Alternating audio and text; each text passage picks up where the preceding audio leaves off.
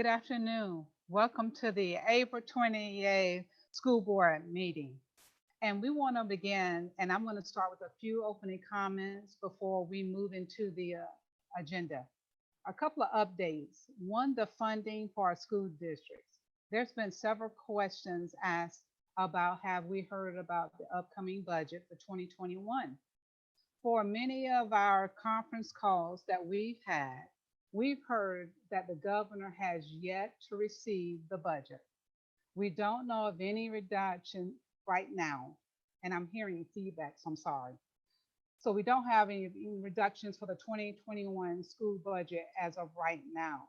But what I want everyone to know is that each year what we do is make sure that we capture all of our vacancies. We hold them until we know the budget. We also put a freeze on certain positions, not the teaching staff, so that we have any reductions, we can utilize those positions that are vacant, and then we are able to reduce those. So we're going to do everything we can to preserve our classrooms. Updates for schools. As you know, we have started our distance learning. As of today, we've been monitoring our students just to see how many students we have not made contact with. As of today, we have about 890 that we have not made any contact with. However, what we are doing is now utilizing our SROs, our deputies, and our regional superintendents to go out and make contact with those families to ensure that we get them online and remove any barriers that are needed for them to make sure they continue the year. Also, what we're doing with our Wi-Fi buses will help a lot of our families. As we have heard, they did not have any connectivity devices to the devices, and they needed to make sure that we were able to put those buses into the areas that there is either low or poor connection to any device. So those are some of the things that we've been doing lately and working on. But I also want you to know we've started our planning for summer learning, whether it's distance learning, maybe a combination of that. We're also working towards graduating our seniors, which you're going to hear more about in a few moments. We're looking at the 2021 school year. We do not know if it's going to open as a traditional year or a hybrid or total distance learning, but we're in the process of planning for all of them right now. When it comes to graduations, we did survey our seniors. Out of about 5,400, we've heard from about 3,700. Virtual school graduation only received 10% of the votes from the seniors. The drive-through only received 16%. And 75% of our students want to have a traditional as we can, graduation. Therefore, the good news is we have secured dates for June, and we're going to have what we would consider some type of a traditional graduation for them in an outside setting while we're adhering to the CDC guidelines.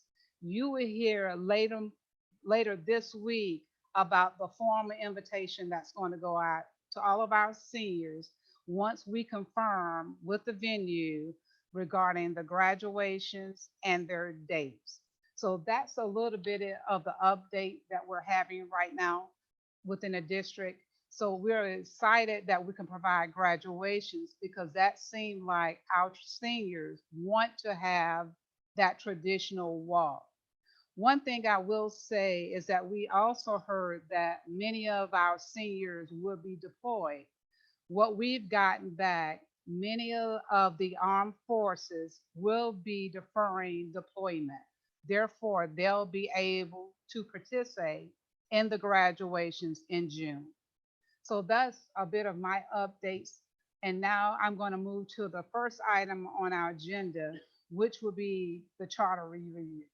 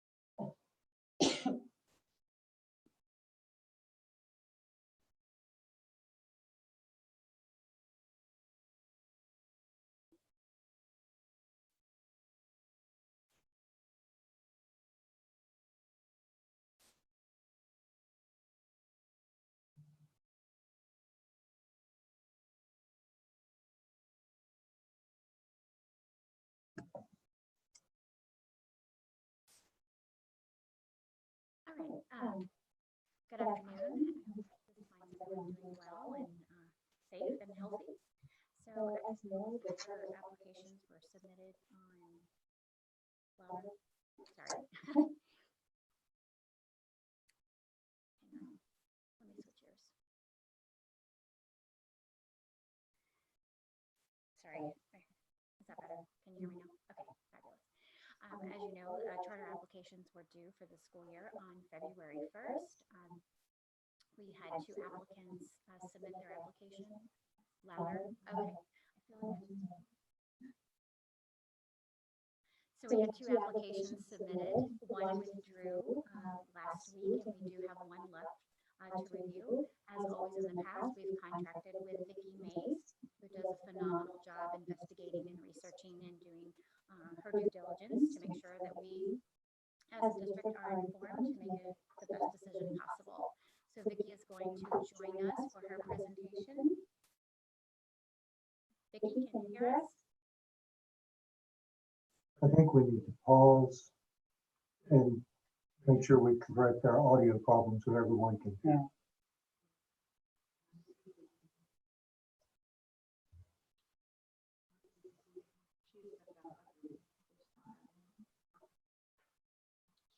Is this directional mic non-functional? Yes, it's functional.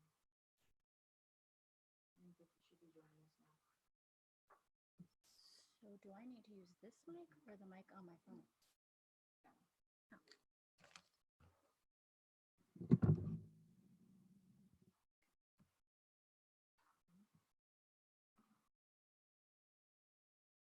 Is Vicki in? Okay. All right, Vicki, whenever you are ready, we can get moving. Okay, you want to start the slideshow? Sure. Thank you. Good afternoon, and thank you for allowing me to present virtually to you today. What I'd like to do is share the results of the 2020 charter application. And so, as you know, all the applications have to be reviewed using the evaluation instrument. Do you want to start the slideshow? Yes. Can you see it? I can see it. I didn't know if you wanted to start the slideshow. Yeah. Okay, you've gone too far now. From the beginning. Okay, next slide. There you go. Next slide. So we have a great process in Polk County, and I'd like to talk a little bit about that process with you. We've had 2 meetings, one of them a Zoom meeting, and it went really well. I also had a meeting with the finance folks, a separate budget meeting, and that's always important to be able to discuss some of those issues. We always have an opportunity to advocate to approve a charter applications, and the charter review team does vote to approve or deny anonymously. And so I will bring you those results this afternoon. Next, please. The review team is comprised of several different groups. Some of them are playing some significant roles, of course, all of your key district positions. You also have community members. The community members brought a really unique aspect, as well as the charter school representative who shared a lot of insight about opening a charter school. You have key district staff, you have the charter school department, and then of course I'm the consultant that is engaged in that application process as well. Next, please. I always like to remind the board that what's nice about having an external auditor or evaluator is that I look at the merit of the application, and I really don't understand or really know the politics of the situation. So I think that I helped bring a true picture of the merit of what is the strengths of the application, as well as what are the concerns of the application. Next. There's a 4-step process. We've reviewed it as a charter review team. The second step is when the team makes a recommendation. The third step is today as I present the findings to you. And then unique to this year, the 4th step is the superintendent makes the recommendation, as well as you are going to vote on the superintendent's recommendation this afternoon. So that's unique, granted the circumstances this year. We're going to skip over the Florida statutes because I know that you are pressed for time today, but we are guided by certain statutes. One of the things that I do like to remind the board and the audience is the fiscal responsibility is extremely important. We take a lot of time to make sure that all of the items that are in the narrative, all the actions, the staff development, everything they say they're going to do is reflective in their budget. I do work closely with your budget, your finance folks, and appreciate their input as well. So that is a key component to this charter application process. We had 2 applications this year, Florida High School for Accelerated Learning, as well as Mi Escuela Montessori. Mi Escuela Montessori is a repeat application. She did submit one last year, and the Florida High School for Accelerated Learning did withdraw their application, I believe, on Friday. So the Mi Escuela is this year grades K through 8, which is a little different from last year. It's an English-Spanish immersion program, and she's projecting 194 students for the first year of operation. Next, please. In quality authorizing, one of the most important things that you can do is to make sure that the entire charter application process emphasizes the importance of strong governance. And that's one of the things that we looked at carefully with this particular charter application. Next, please. Sometimes it's important that you are able to talk to the entire group and the school leader, because they may look really good on paper, but then when you actually try to see if the team can function effectively and if they have the expertise, it's often different if you can't meet with the entire group. And so that's an important concept in the application process. Next, please. So the interview, the capacity interview that took place gives the team the ability to assess the applicant's understanding and capacity to implement the program successfully. It also allows us to gauge whether or not the applicant is familiar with the community that it wants to serve. It resolves a lot of major questions, and we had a lot of questions this year if you looked at the application evaluation documents. And it also provides additional evidence to either support or deny the application. Next, please. So when the charter review team makes a recommendation, it's based on the merit of the charter application, also the applicant's interview. Do they have the capacity to govern? And a lot of due diligence, and that plays an important role as well. Next. So we're going to look at Mi Escuela Montessori. As I said, this is an application that's submitted last year. And I do want to say up front that Ms. Kelly De La Cruz, did do a lot of homework. She met with a lot of the district staff and did a lot of good work to improve her charter application. I do want to share, though, there are a lot of great benefits and a lot of strengths of this charter application, but there were a few concerns that were voiced by the charter review team. And one of them is the capacity. And Ms. De La Cruz was the only one that participated in the capacity interview. And that was concerning, particularly to the charter review team, because she is going to become the head of the school. She's going to go from the founder to the head of the school. So the question that was raised is the rest of the governing board, are they dedicated? Do they have the expertise needed to support this mission? So even though there are a lot of strengths to this application, the capacity was a concern. Next, please. Quickly, we'll just go over some of the strengths. That presents a clear mission and vision statement. It doesn't want, Ms. De La Cruz does explain that they're going to have a random lottery selection, but she's hoping to draw a really diverse, linguistically balanced population. She is trying to propose legislation to have a weighted lottery process, which has not materialized at this point, but it is her passion to have a diverse population. The educational model, you have the Montessori model. It's a dual language immersion school, Spanish and English. It replicates public schools in Washington, D.C., California, and Colorado, and it provides credible research about the ELL students enrolled in dual language immersion program. Next, please. The curriculum plan, the school plans to hire teachers trained in Montessori. However, they do have plans to sponsor training for those without certification. They do understand that in order to be accredited, that's important to have those trained teachers, and it is included in their budget. Exceptional students, they do have a non-discriminatory policy regarding their placement and identification of students, and they do intend to hire a full-time director of inclusion. English language learners, they assert that the dual language immersion approach is uniquely suited to address ELL students. Next, please. The school culture and discipline, they're going to have the conscious discipline program. They will follow the Polk County Code of Conduct, except for noted exceptions for the dress code and personal devices. They are going to appoint the family liaison as required by law, and they will maintain an active recruitment, trying to find staff that is dedicated and cognizant of the responsibility to teach and to create the culture for the dual enrollment. Human resources, they do want to grow their benefits as they hope they grow financially, the stability, and they are able to grow more of a contingency reserve fund. They do want to increase their benefits. The head of the school will be responsible for scheduling all professional development, and they are conducting their outreach right now, both in Spanish and English. They don't have a determined facility location at this time, but they did provide a list of potential locations. Next, please. They do ensure that transportation will not be a barrier for their students. They do demonstrate their intent to become a national school lunch provider. They do share options for providing food service.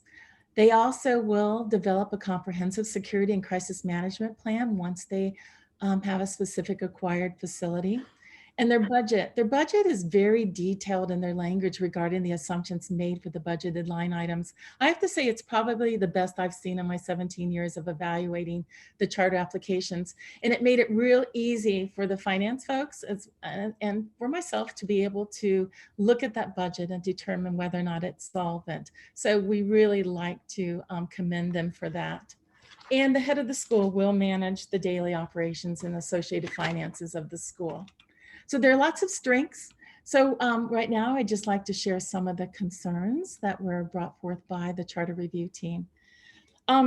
There's some discrepancy in the number of ESC and gifted students that they are going to serve.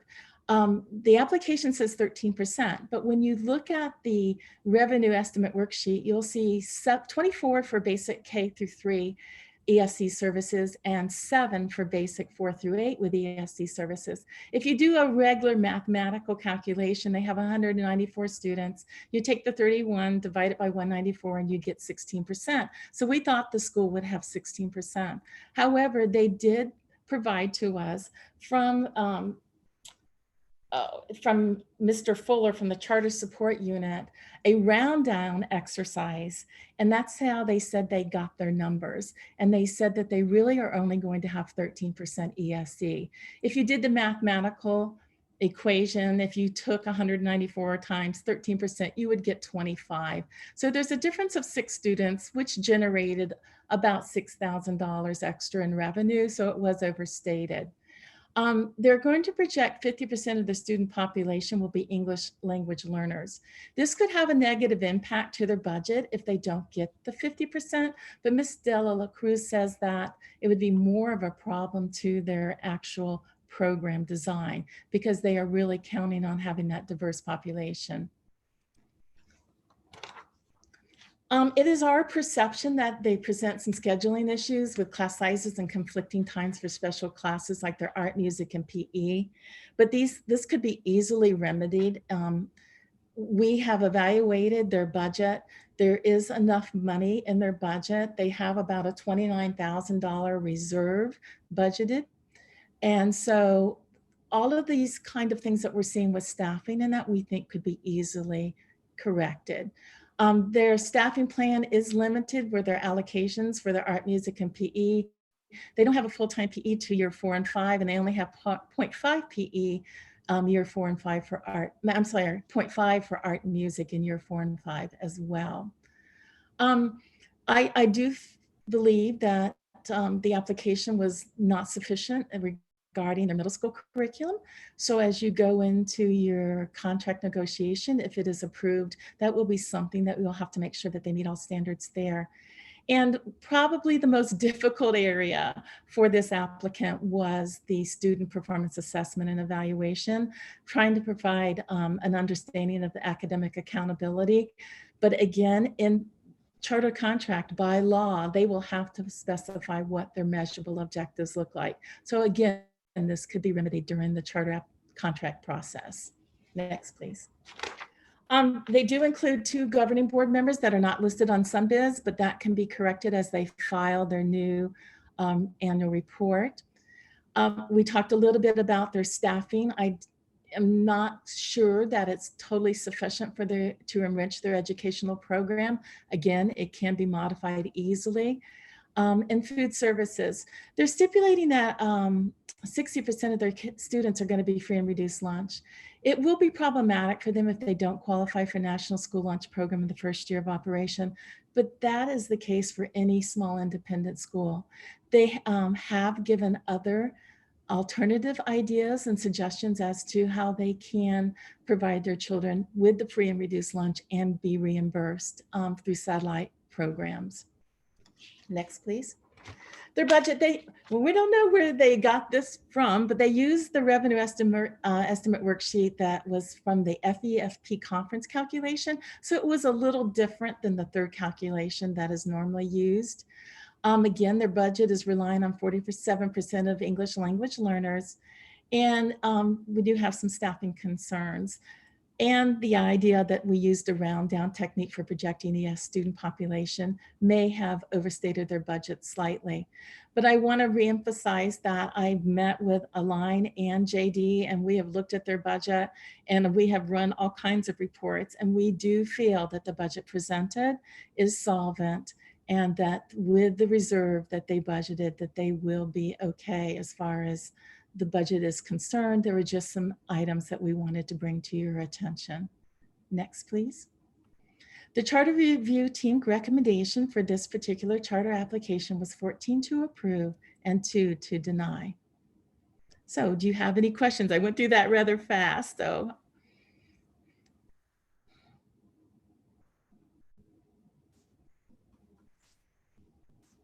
Board members, does anybody have any questions?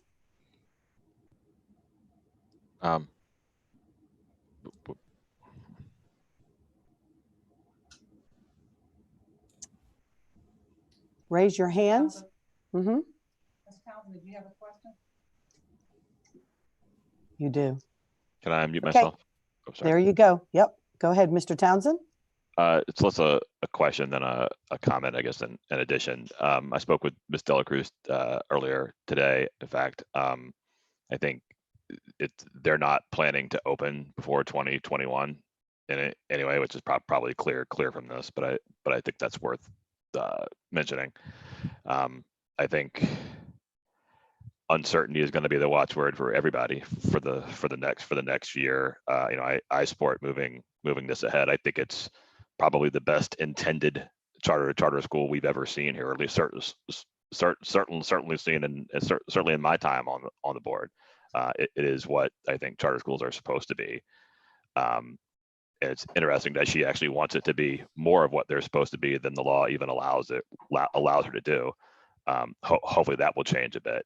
But I mean, I would hate for us to hang this up when they can go ahead and start planning and moving forward on it. So I'm going to support it. I was pleased to hear that their budget is considered the best that you guys have seen in 17 years. I think that speaks a lot for Ms. Delacruz's commitment and seriousness here, and she's also very willing to be collaborative with us as opposed to competitive, which I think is you know, I think an opportunity moving ahead with a lot of charter schools. I hope, and I hope that she can be an example to others. Thank you, Mr. Townsend. Mrs. Miller. I just want to comment that I appreciate the effort in this application. When she mentioned hiring an inclusion specialist, it's not required, and there's plenty of charter schools that don't. I did read with her calculations on the ESC population, but the fact that she's trying to include them and then plan for them for the success, I will be supporting this mainly for those facts. And this is a school that's needed. Dual language is something we do not have enough of in this county. And so I appreciate her effort. She's been in this a long time to go back and rewrite this or work on it. And so I think it's going to be a success for her and the district. Thank you, Mrs. Miller. Mrs. Reynolds? Thank you, Ms. Cunningham. I just wanted to comment, this application we received last year as well, and it was kind of a mess. And she has worked incredibly hard along with her team to bring it back to what it is today. It's truly what charter schools were set out to be, doing something completely different. The dual language immersion is huge, especially in that area of the county. So I just want to congratulate her and tell her thank you for working with our team and working with some experts and bringing it back to us, because it's definitely a much cleaner application this year. Thank you, Ms. Reynolds. Mrs. Fields? I wanted to basically reiterate what some of the other board members have said. I remember when this came before us last year, as Ms. Sarah Beth Reynolds said, it was pretty rough, and her efforts to go and to work with the staff and to take care of the shortfalls that were mentioned last year. And I also wanted to share that several of the board members personally called me to let me know that they were very much in support of this application. And so the comment about a concern, no one being there for the capacity interview, I'm not sure why they weren't, but I know that the board members that I spoke with are very excited about this opportunity. And so I want to commend Ms. Dela Cruz and the board for going back. And I want to thank our staff for working with them and ensuring that they got what they needed to do to move this application forward. So I will be supporting this application for approval as well. Thank you, Mrs. Fields. And I too would like to say a few words. When I saw the application returned, I was really excited because we several years back had a dual language program at some of our schools, and they were doing great things with children and providing opportunities in today's global society to come out of school with a dual language proficiency. So I too am very pleased that they have come back, taking care of what they needed. And as Miss Vicki Mace has indicated, most importantly, the budget is an important piece of this, and to hear that those concerns have been taken care of. And as she indicated, some of the other technical things that need to be discussed can be do so once we go to contract negotiations. So I too want it on record that I will be supporting this charter school as well. Do we have any other comments? Mr. Townsend? Yeah, sorry. A question that I meant to ask is probably just a formality, but it wasn't clear to me what the superintendent's recommendation was. Are you recommending to move ahead? I am. I was Okay. getting there. Okay. That is my recommendation, to move forward with the approval of Ms. Escuela. Okay.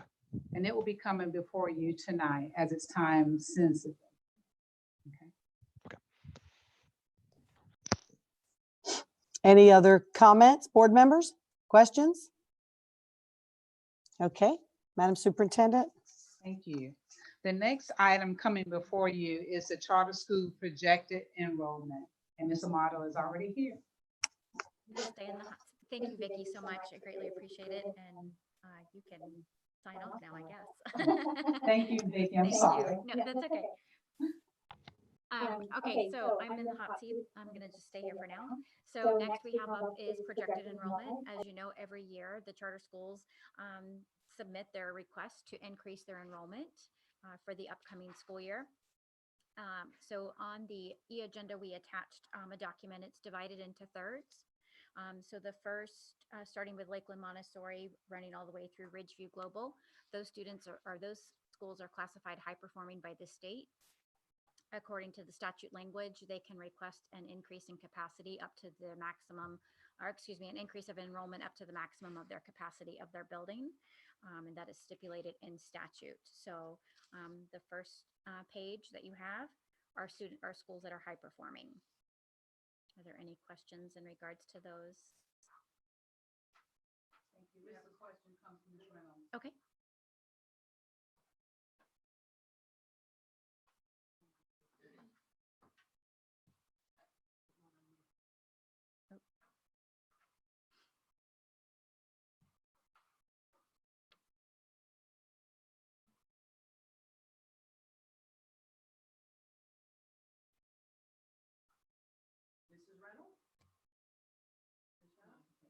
Sorry, my question was for later on. I tried to unraise my hand, but I guess I wasn't quick enough. Okay, no problem.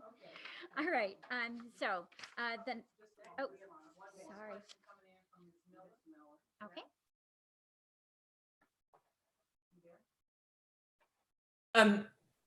Thank you, Ms. Motto. This is mainly a comment for what you just described. These high-performing charters, which we're very proud they're high-performing, but the public needs to understand that once they become high-performing, even in their contracts, if they agree to take a certain amount of students who need support or a certain amount of low socioeconomic students or any of the subgroups or any other thing they've committed to in their original contracts, if they're high-performing, they no longer have to meet those requirements. And that's something I learned as the process, and it's a legislative issue, not our personal district charter. But we don't have if they're high performing and they're not taking the students they agreed to in the beginning, there's not much we can do unless there's a legislative change to hold them accountable, is what I understand. Can you confirm that, Ms. D'Amato? So what we like to do, obviously, they're requesting to increase their enrollment. We would still like for them to honor what's in their contract if they are outlining a specific subgroup in that regards, but we can't hold them to increasing their enrollment. That of this increase, a certain percentage is going to be allotted to a particular group. We would have to go back and look at their contract language and then do the calculations based on what their enrollment is, based on how many students they've agreed to serve in that particular group. Does that answer your question? It does, but we don't monitor the release of students in those subcategories once they're high performing. I'm sorry, say that again. We don't monitor the release of students. We don't monitor how many are still there once they're high performing. Like, we don't monitor the demographics of that population. Once they're high performing, they're allowed to add seats. Not to that extent. No, the charter office is an office of 3. Myself, right. A specialist and a secretary. So But I'm by statute. I'm asking by statute. Are we not required to do that? Okay. No. Thank you. Mm-hmm. We have another question coming in from Mr. Townsend.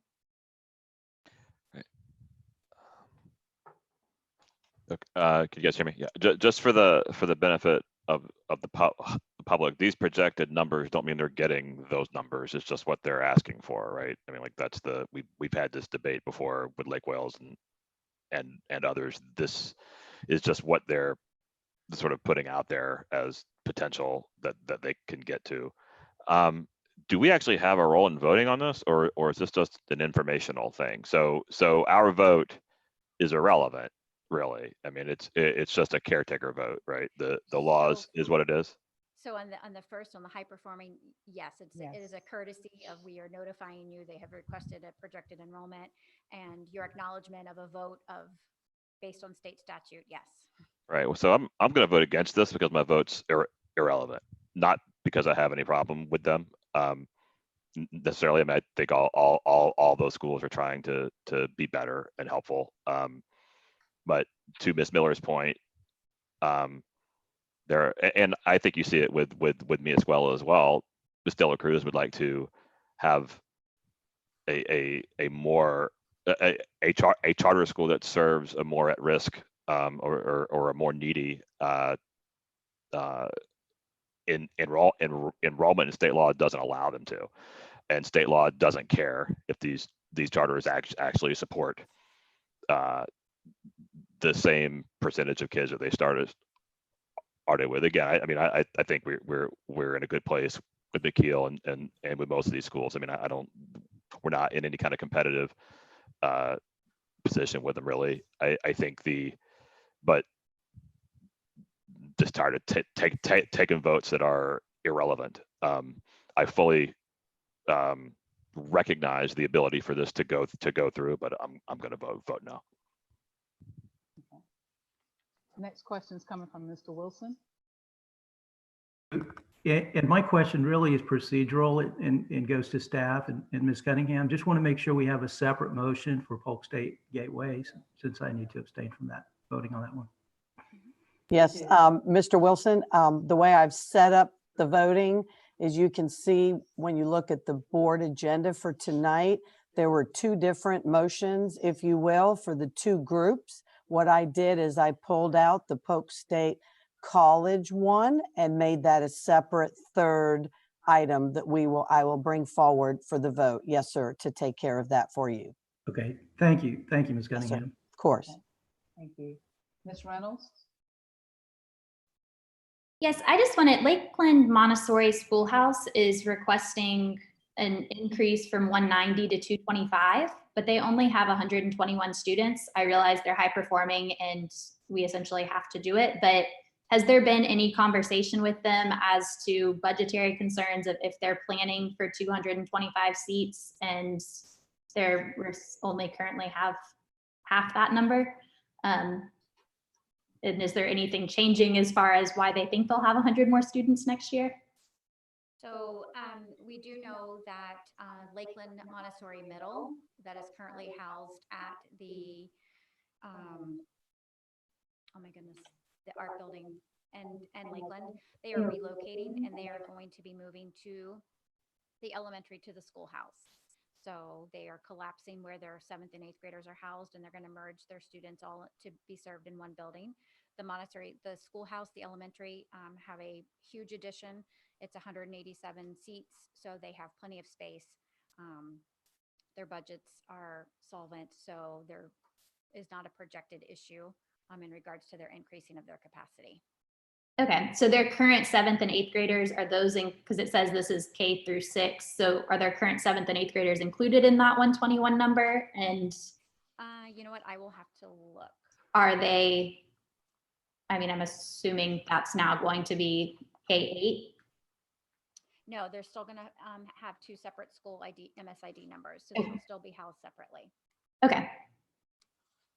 Thank you. Mm-hmm. Thank you. Next question, Ms. Fields? I just wanted to know if we had a total for the increased projected enrollment, overall total.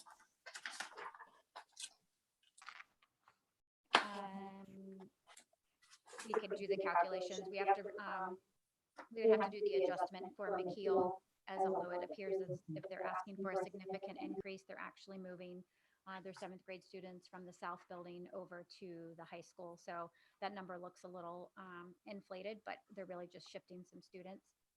So it is changing the enrollment for the academy, for the technology building. Right. But I mean, I don't need it. I can figure it myself. And I thought maybe we might have it already just to get a greater sense of the total projected enrollment, because as you referenced, there are like 3 or 4 of these schools that's really going from a lower enrollment to an increase because of them going to a different grade level. So I was just curious as to what the total impact would be as it relates to this enrollment. I do not have that with me, but That's okay. I can figure it add out. Thank you. In the future, though, we will make sure we include that. Absolutely. That's a great idea. Thank you. Mr. Townsend?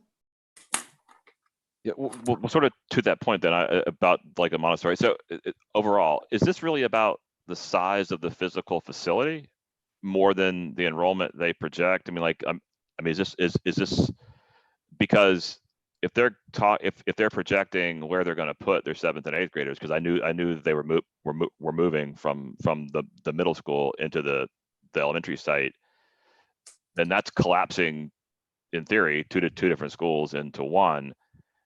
And they should be 2 different schools on this. But if it's related just to the building, like if it's just a capacity related to the building, then that's a different thing. Do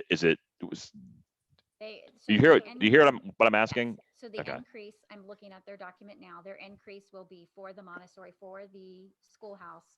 They want to increase 35. They are not increasing any at the Montessori middle school. So that Okay. 35 increase is solely isolated to the schoolhouse. Oh, so probably as part of the addition they're doing to bring the middle school in. Okay, all right, that makes sense. Thanks. Ms. Reynolds? Sorry, so are they they're projecting then almost 100 more students for the K6 is what this is reading? I just am concerned that if they're budgeting for almost double the students they have now in K6 and then they don't get them, what does that look like in their budgeting for next year?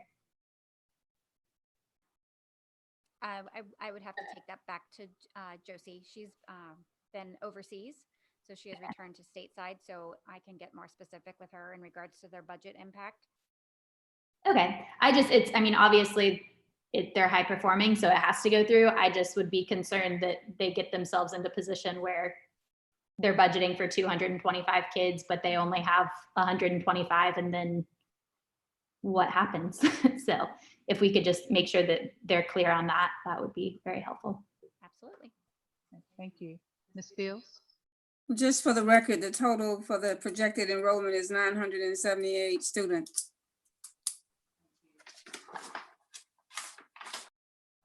Questions? Okay. Thank you, Ms. Amato. Oh, wait, Mrs. Go Bird, ahead. we have 2 more sections. to Oh, go. I'm sorry. We did break them up. I'm sorry. I did. I tried to make it, I thought it would be easier that way. So the middle section are schools that are requesting an increase of enrollment that match and complement their already existing and approved contract and charter application. So they are not asking for anything above and beyond what's already been approved on their contract that was brought to you whenever their school was, that contract was brought and approved. Ms. Reynolds? Yeah. Ms. Reynolds? Yes, I just want to clarify for Bach Norths. I know that they're looking at purchasing the old high school. Where is that in the process? Is that going to be ready by August for them to be moved in? And do we have any? Go ahead, you No, can. no, go ahead. Yeah, just recently I read where the Lake Wales Charter Schools purchased the old 1921 building to try to renovate for school. From what I understand, it will not be ready for occupancy come August, assuming we're all going back to school and buildings, but they are set to put different structures on there, portables or whatnot, to be able to facilitate learning in the fall. That's what I've read just recently within the last week to 10 days. Ms. Amato, am I? Yes. Correct. Ms. Cunningham, you're correct. I have open communications with the principal there, Mrs. Drisdom. We've been communicating back and forth since January, since all of this was slowly uncovering and unfolding. So on April 14th, as Mrs. Cunningham just said, the Community Redevelopment Agency of Lake Wales unanimously voted to allow the Lake Wales Charter System to purchase that 1919 building. It sits on approximately 5 acres of land. They do have, they plan on doing a phase rollout of about 4 phases in regards to their renovations and buildings for occupancy, starting in the 2021 school year with modular classrooms to that nature. They have provided an outline in regards to how they will serve lunches, blocking the students away from any construction, and how they will address bus drop-off and any transportation pickup.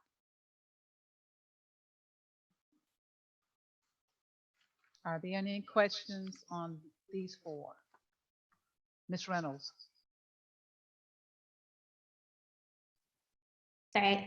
So do we have any, I mean, are we thinking that the portable, I just know last year we got into a situation where like less than a week before school started, they didn't have the official occupancy certificate. So when are we expecting portables will be there? Are we thinking that they really will be ready for? Documentation for occupancy, 15 days prior to school starting. We can't get it any sooner than that. If we get it sooner than that, that's great for us, but we can't ask for it any earlier than 15 days. That puts us at July 24th. Okay, I just want to make sure that Yes, kids that are planning to be there have somewhere to go. Absolutely, Mrs. Reynolds. I remember that very well. That was an exhausting couple of days. So I have made Mrs. Drisdom very well of that July 24th deadline, that we needed all documentation no later than that date. Perfect. Thank you. Any other questions? Okay, we have one more set. All right, so the last section, we have just 2 schools. So Navigator is a little different. It's a little unique. So Babson Park is asking for an increase of 7 students. They are not, that does not align to their contract. They're not considered high performing at this time. So they're just asking for an increase of just simply 7 students. Navigator is a little different because they are under a current contract. So to honor their current contract, enrolling their 6th graders up to 7th graders based on contract, they would need an increase of students as well. But they're also wanting above and beyond that. They want an additional 84 seats. So their total is looking to request 190 seats for next school year. And Navigator is located in the Davenport area.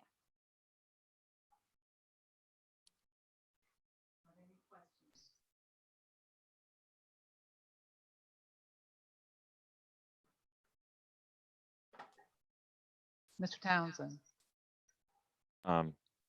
So is Navigator, are these in the different category in the sense, or is our vote still entirely custodial here?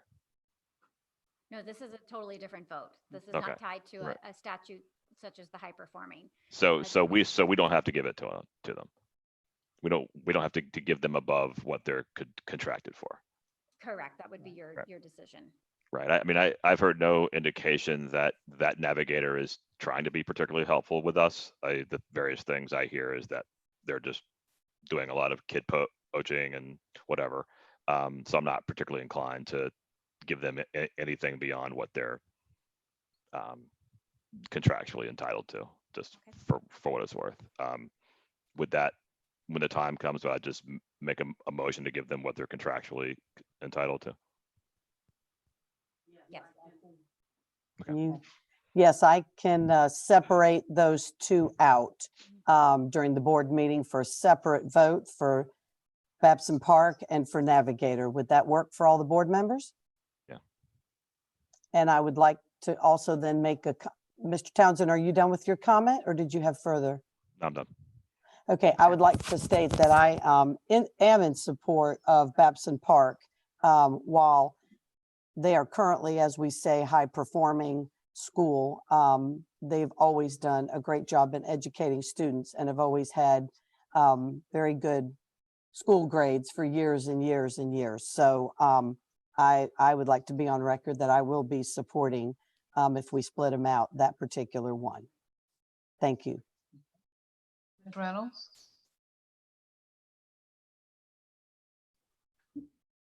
Looking for your recommendation on Navigator, and it looks like it's to approve with the 190. Is that correct? So the 190 would include their increase in regards to what their roll-up is for their 6th graders, as well as the additional 84 seats. Okay, I just was at the superintendent's recommendation is Oh, to sorry. do the 190 is Just what the it. 190. Okay, thank you.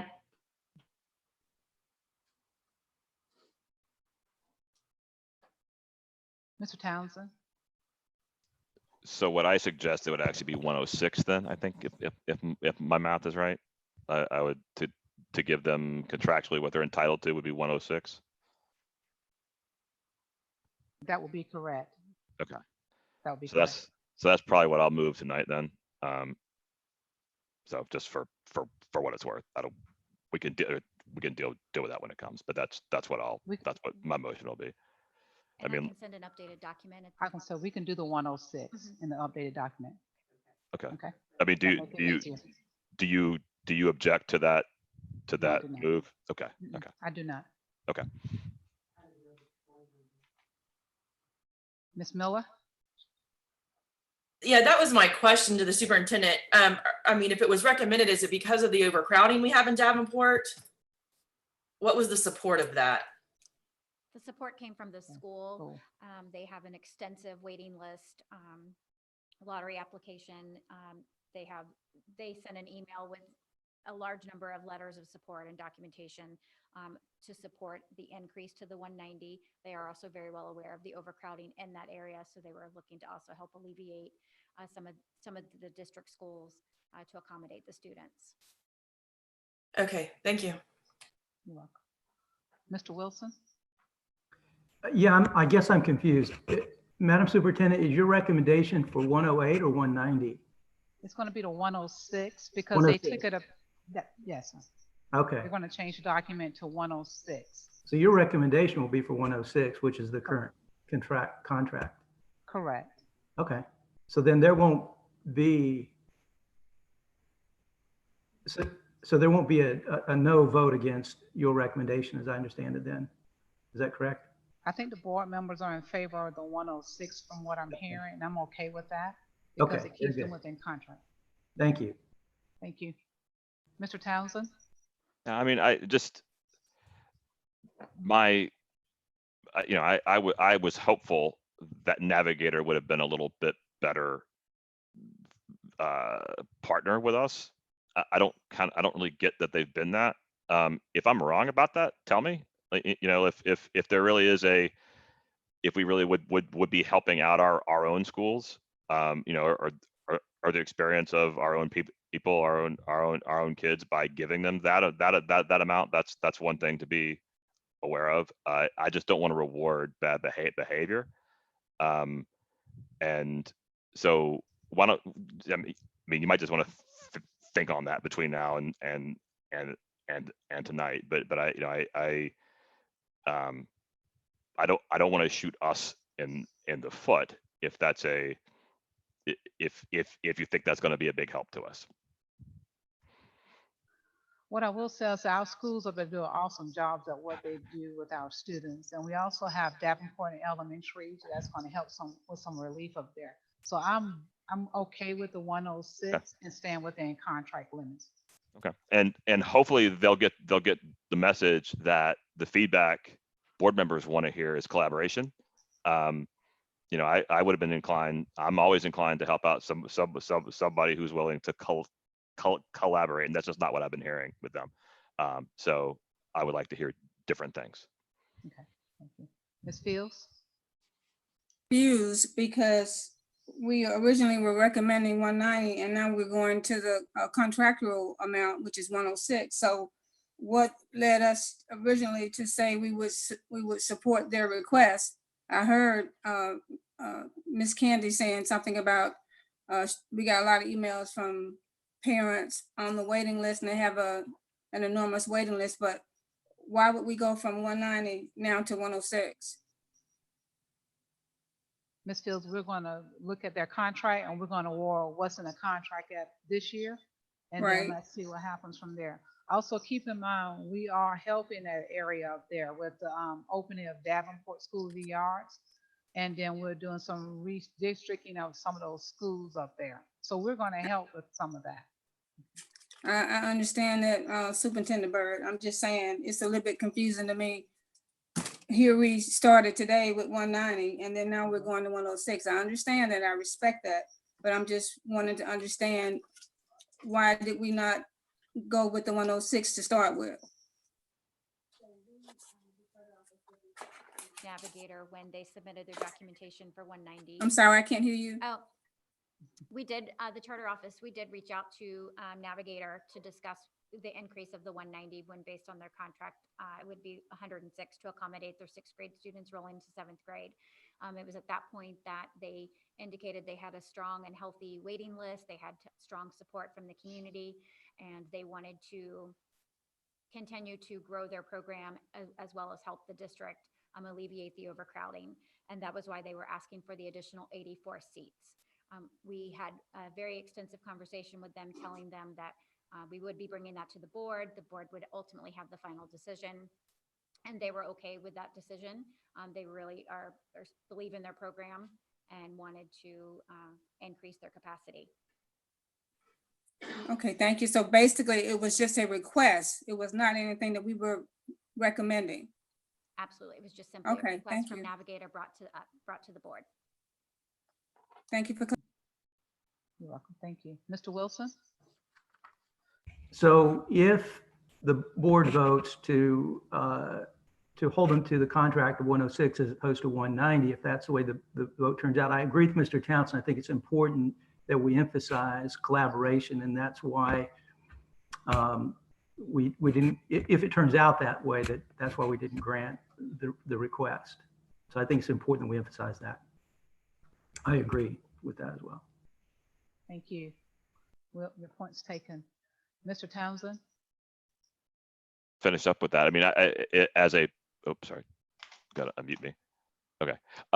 Just to finish up with that, as a potential incentive for them, because I would like for them to be a collaborative partner. If they can document, in the coming year, how they've served ESE kids and how they've kept the kids that they have, I would encourage them to submit, metrics to that effect. And if they can demonstrate that, I would certainly be open to considering a request like this next year. But I'd like to see results and commitment there. So just for what it's worth. Thank you. Are there any other questions on this item? Okay. Thank you, Ms. Amato. The next item coming before you is going to be the Head Start Increase Grant. And Ms. Free is coming. Yep, she's coming in right now.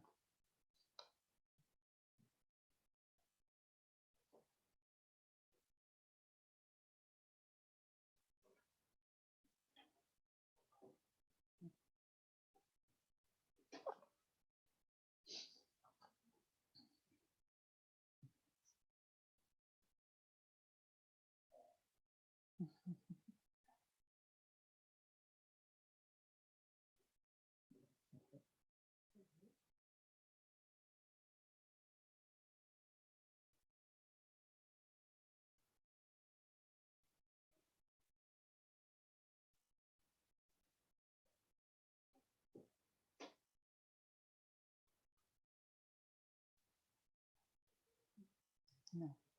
Mm-mm. She's just talking.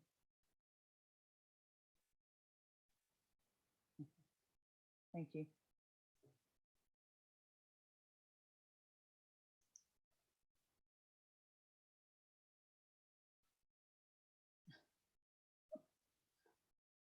You ready? The Head Start program, and I'm here today really excited because it isn't very often that I get a letter in the mail that says if you would like almost $409,000, please respond positively to this letter. So we're really excited about this. We received a letter of increased funding from the Administration of Children and Families. The total dollar is $409,914. There were two purposes for this increase. One being 159,000 targeted to COLA, which is a cost of living increase. And the second for quality improvement to our pre-kindergarten Head Start programs. That's $250,572. This targeted funds is requires an approval from the board in order to receive these funds. So we have presented it to our policy council via a Zoom meeting last week, and they accepted the proposal, and now hopefully the school board will also approve this these recurring funds. The two purpose for the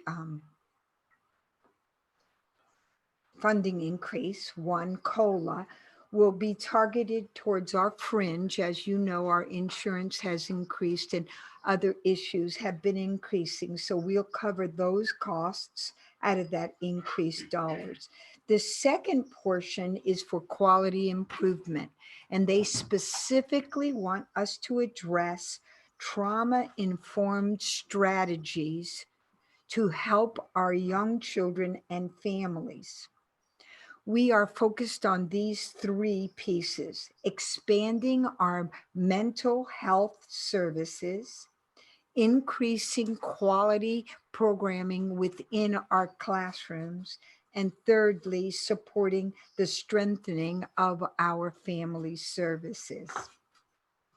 You have in your packet more information about how that would be broken down. There were a few questions that came down, so I'd like to address those questions. These funds are not targeting any other issues like technology. They are to target our fringe and salary. They are to target our quality improvement in terms of trauma-informed strategies in the classrooms and with our families. And secondly, these are recurring funds. So we'll get this dollar amount again in the 2021 fiscal year. I never thought I would see 2021, but yes, I am. The fiscal year 2021 will include this increase.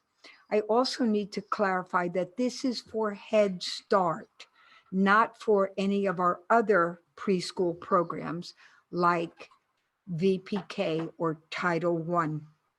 It is Head Start. I would like to share two other pieces of information. We did receive a letter that I'll present to you the next time we meet. Hopefully it will be in better circumstances. But we did receive a letter saying that we are in non-recompete. That means our program does not have to recompete. We write our grant again, and there's no competitor to vie for our Head Start program. Last year, we went through the audit and they just released that letter. We're very excited about that. And secondly, I wanted to share with you, not that it has anything to do with our federal grant, but I thought it was important that although the Office of Early Learning has not formally shared that we would not be serving a VPK this summer, but it appears that's the way it will be going down the pike. So thank you very much. Okay, I have a question from Ms. Miller. I just have one question. Yes, ma'am. Targeting the trauma-informed care, are we contracting services or are we using services within the district to support? That's a really good question. There's two things that we would like to focus in on. One, we do need to increase our mental health contract with the Winter Haven Behavioral Health Unit. And we would also like to add to our org chart another position that would be targeting that particular vein of support. Thank you. Okay, Ms. Fields. I don't have a question. I just want to commend Miss Maddie and her team for doing an amazing job with the Head Start program. And when I was last at their meeting, they had some guests in from Atlanta, and they were very complimentary on what we are doing as it relates to Head Start, and specifically the support of the Policy Council members. So I would just say to Miss Maddie, great job, and commend your team and the Policy Council for us as well. Well, thank you. I do have to share that I'm just a member of a fabulous team that has really reached out to our families. And what we know is without those families, we cannot have a successful program. So we're really proud of that family services team. And we're hoping that these funds for the quality improvement would support their growth and development too. We have some funds that we need to really focus in on the understanding of dealing with trauma and how, as young children, we don't understand where that trauma can drive them, but we want to be able to be better prepared and right there. We don't want this to have a lot of lag time between the issuance of a red flag and how we deal with those red flags. Mr. Townsend. Quick question about the money itself. Oh, did you guys hear me? Is this independent of any federal response to the COVID economic problems? I mean, is this tied to the CARES Act at all, or tied to any sort of emergency stimulus program, or is this something that was done prior to that? I think it was just prior to those acts, and I'm really glad you asked that question. I hadn't thought about it. So it was done on March 13th, 2020. So that means it was done before the CARES Act. And I do not believe, I think it's just a nice match, you know, the trauma-informed care and what we will be facing next school year. I think it's a nice match, but I don't think it was planned that way. Well, there were a couple of different federal responses leading up to that, and maybe it was buried in there somewhere too. I was just curious if you knew if this was part of an emergency response or part of a sort of the normal course of events, but it's fine. It's very not normal. Okay. But this is the first time in the 12 years that I've been doing this. I've never heard of this kind of increase for a particular reason. We're very excited about that. Okay, thanks. Thank you. Thank you. Thank you.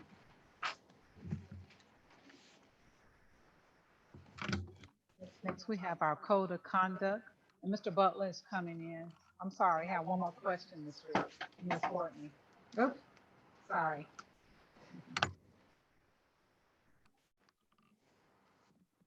Yeah, I just got back in the meeting. I've been listening on the phone. Sorry about that, but I wanted to thank Maddie and her whole team. That was quite the meeting that they ran last week, so I appreciate them. Thank you, Maddie. Okay, thank you. Thank you. it was no question. Thank you. Thank you. As Mr. Butler comes, each year we have to bring our student code of conduct before the end of the school year. So he's going to go over any changes that will be coming forward to you so that they can sit for the public for 30 days coming. I think we should use a big one.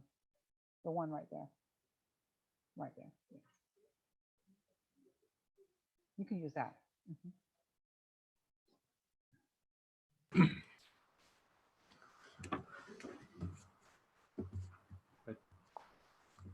Good afternoon. I'm here today to present the code of conduct changes for this upcoming school year. The code, as Mrs. Bird already said, has to be reviewed annually according to board policy.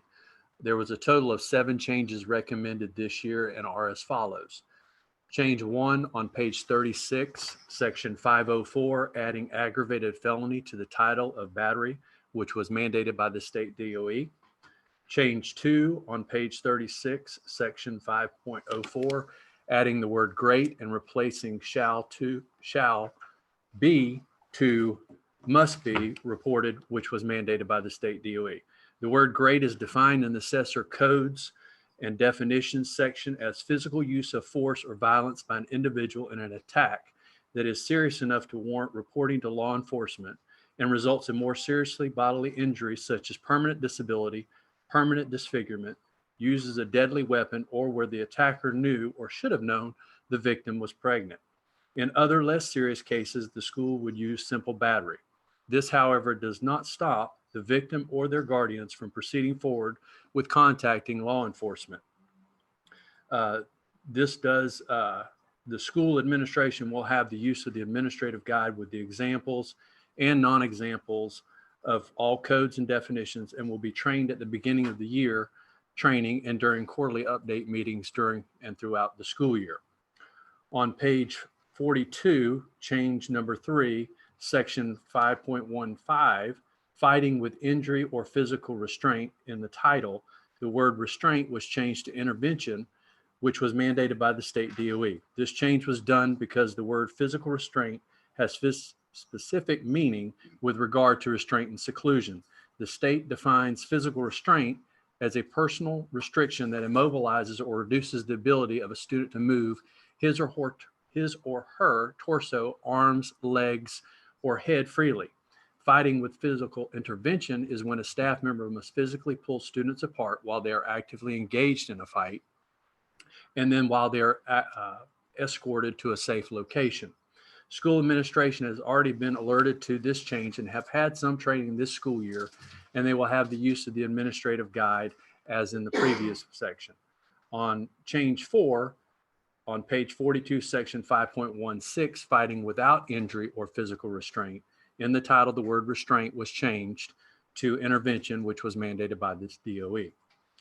Change 5 on page 43, 5.19A, firearms, we're replacing the word shall be with must be reported to law enforcement, which was again mandated by state DOE. On page 43, section 5.19B, weapons had the same thing, replacing the words shall be with must be. And then change 7 on page 53 under forms, we have added the bus rules and regulations to the back of the Code of Student Conduct acknowledgement form.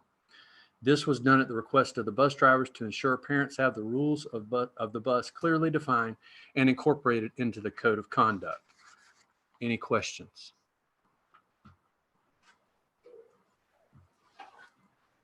Ms. Miller? Thank you for going over some of the questions I had sent you previously. My concern is mainly that we see a concurrency. We see the Code of Conduct changes and current rules being implemented consistently throughout the district. Sometimes we run into situations where, depending on what school you're at, there's a different guidance to some of this. So I appreciate the definitions you provided. Adding the bus, I read through the bus student rules and regulations. What I'm hearing from bus drivers is that's written very clearly, but it's not, they don't have a lot of consistency with principals who are holding students and parents accountable to that. So can you talk a little bit about the chain of command for bus drivers that have repetitive behavior issues on the bus, how they get that solved? Yes, ma'am. This year, Mr. Hill and I have worked very hard to increase the awareness of the struggles that our bus drivers face on a daily basis. I have worked with the representative of the bus drivers and the area manager this past school year to ensure bus referrals are processed and handled in a more consistent manner. For instance, this year area managers have contacted me when they have felt that a certain school might not be processing referrals or handling them consistently. I will then ask the drivers to send in their referrals to me, their golden rule copies, as you might want to say, and then I will compare them to what has been entered into focus and make sure that that matches. If we don't have a match from what is happening in focus to the actual paper copies, I schedule a meeting with the principal. I go in and sit down with the principal and explain to them that they should both match and why aren't we being consistent, and then work with the assistant principal or dean who usually handles those referrals. If the problem persists at that point in time, I contact the regional assistant superintendent who works with the principal to rectify it. I appreciate that explanation. One other question, when students are reporting to parents, especially younger students, what is the chain of command for them? Is it going to the principal to report that activity on the bus that may be harmful to their child? What is that process? Okay, so if a parent, number one, has an issue with an issue on the bus, and they have reported it per se to the bus driver and they haven't seen anything happen or reported it to the school, their first stop should always be the school principal. Call, speak to the school principal. If the school principal is not in, call and speak with the assistant principal or a dean. And then please write down who they talk to. So it's very important because a lot of times parents will call and let us know that they've talked to the principal when in fact maybe they only talked to the dean. They assume that it was the principal that they talked to, and they will just follow that normal chain of command. They can also tell their bus driver. I've seen parents walk up to buses or actually wait with their students at the bus stop and then just let the bus driver know. So a follow-up to an area manager at the bus transportation would be fine also. Just the key is following up with people to make sure that they're been taken care of. Thank you. Thank you. Mr. Townsend? Real quickly, Brett. So a few of these, so are each of these compliance with state changes, or any of these are changes individually on our own? Items 1 through 6 are state mandated changes, and item number 7 is one of our own. Okay.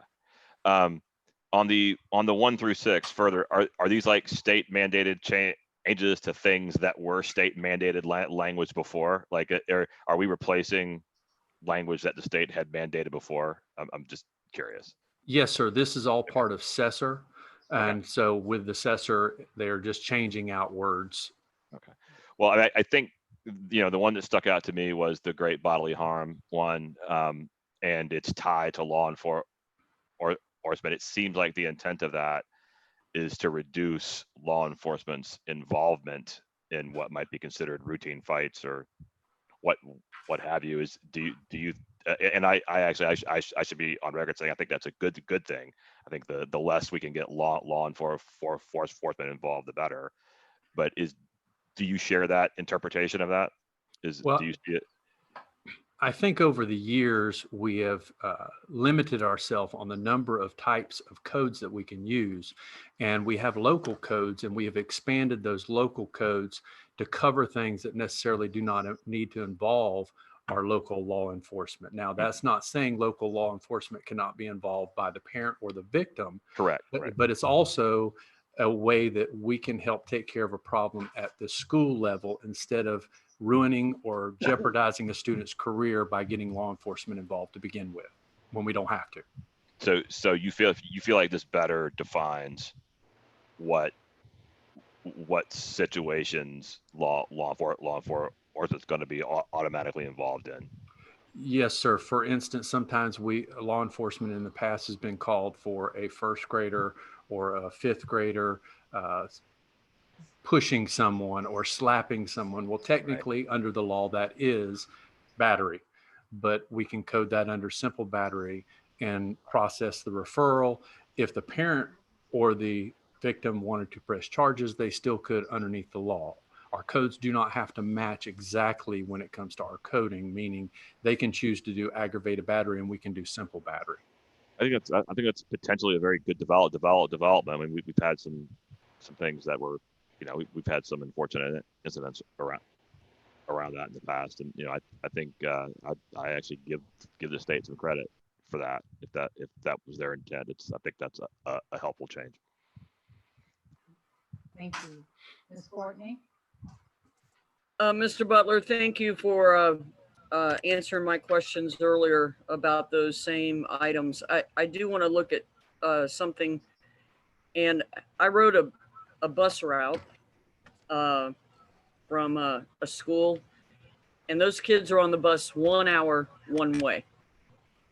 And, that school is doing everything they can to support the bus drivers, which I agree with the code of conduct piece. But my biggest concern is an hour bus ride for elementary school kids one way. You're just asking for trouble on an overcrowded bus. That's all I have. Thank you. We'll pass that on to Mr. Davis, Ms. Courtney. Thank you. Mr. Wilson? Thank you, Madam Superintendent. And this may be a question for Mr. Bridges. I'm just curious, really. I noticed there were a number of changes from shall to must. Is there a technical difference between those two terms? You shall report or you must report? Very subtle.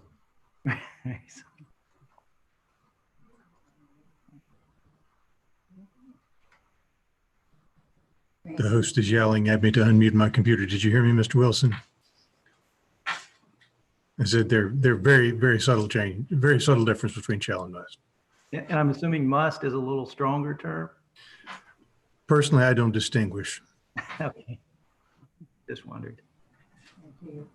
Are there any other questions?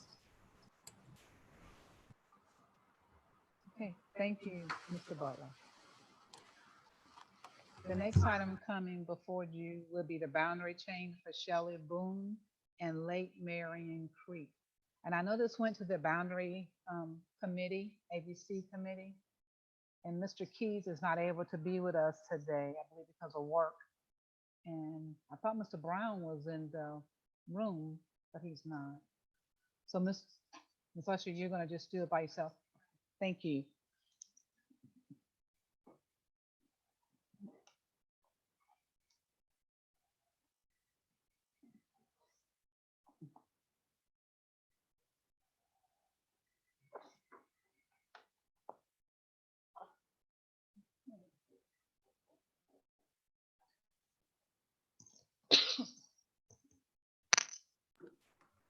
Hey,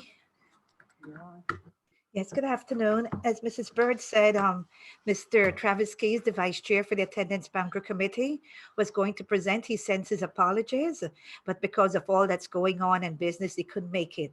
I believe our Chairman, Mr. Brown, is listening in.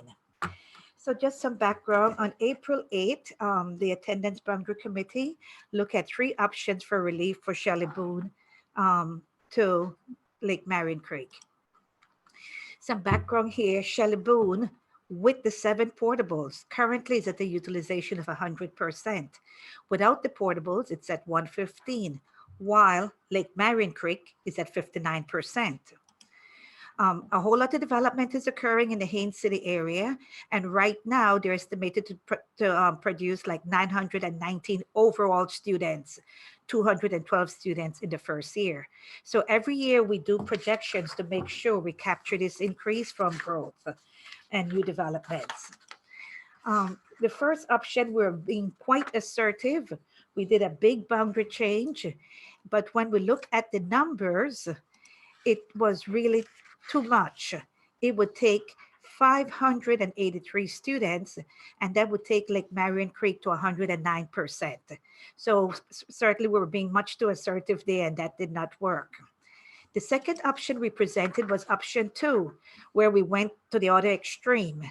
And again, with all these options, we involve transportation because they help us with the busing route to make sure which one is the best way to draw the boundary. So the option 2 would only take 169 students from Shelley Boone, still leaving 101% without portables and 88. So it still was not the optimum balance. We went to option 3, and with option 3, 334 students would be rezoned from Shelley Boone to Lake Marion Creek this coming August 2021. As you noticed, it provides for a much more balanced enrollment between the 2 schools. On April 8th, then, the ABC recommended to the superintendent that we go with option 3. The chairman also directed staff to send out letters to the parents to be impacted, informing them of this potential boundary change and providing an email for them to be able to provide their comments since we could not have a community meeting. We got those comments, and the comments were very insignificant. One of them was, if my child is enrolled in Thunder Ridge, do I have to go through the boundary change? And the answer was, of course, no. We had a little mistake where we had Sanderling Drive and Sanderling Street, and the data was being drawn from both streets, both roadways, while only Sanderling Drive. So we corrected that. And that's about it. We did not get any more feedback from the public with that email. Coming to you tonight is the first reading for the boundary change, and we hope we will bring it back to you for final adoption on the June agenda. And so the recommendation from the ABC is option 3. Are there any questions?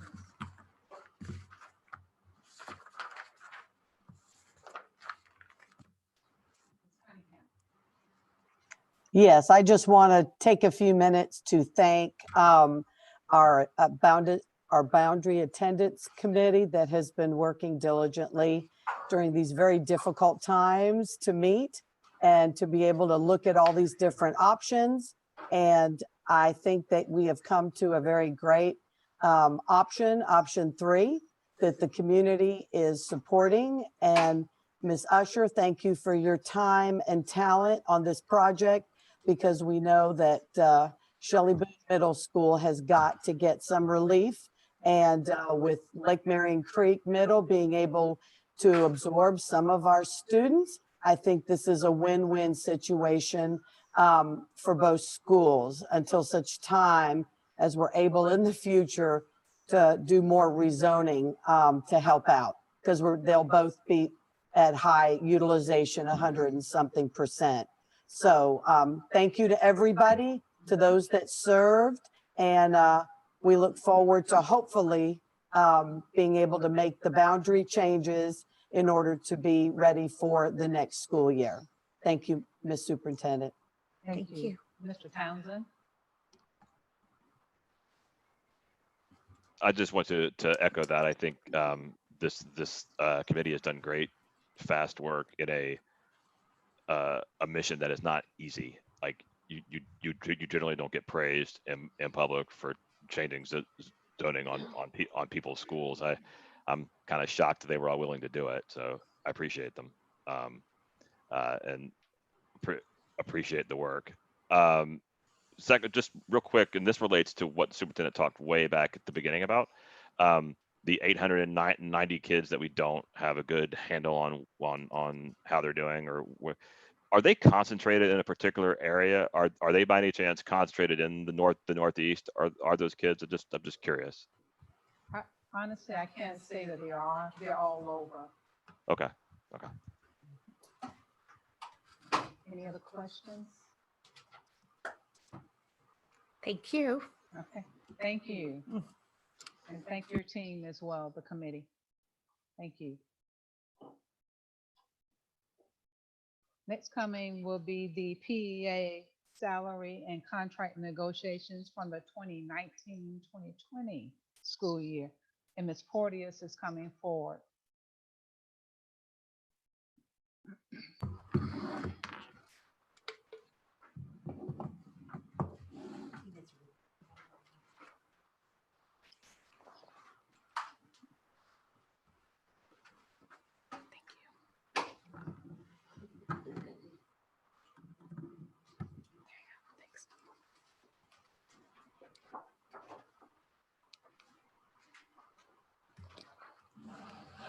Good afternoon, everyone.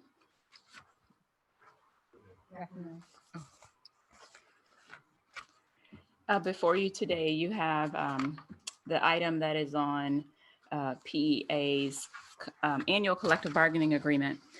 As you know, this is our second time going out for this item. We tried to ratify the item in December of 2013. The item failed to ratify and ended in a tie vote.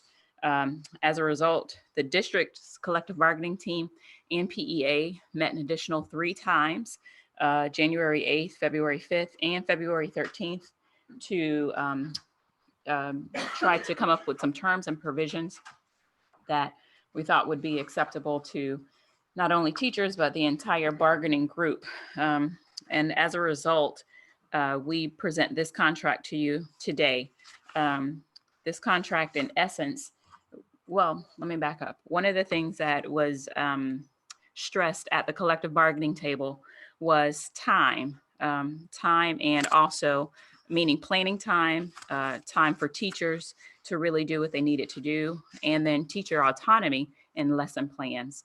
And as a result, you'll notice, hopefully you had a chance to look at the executive summary.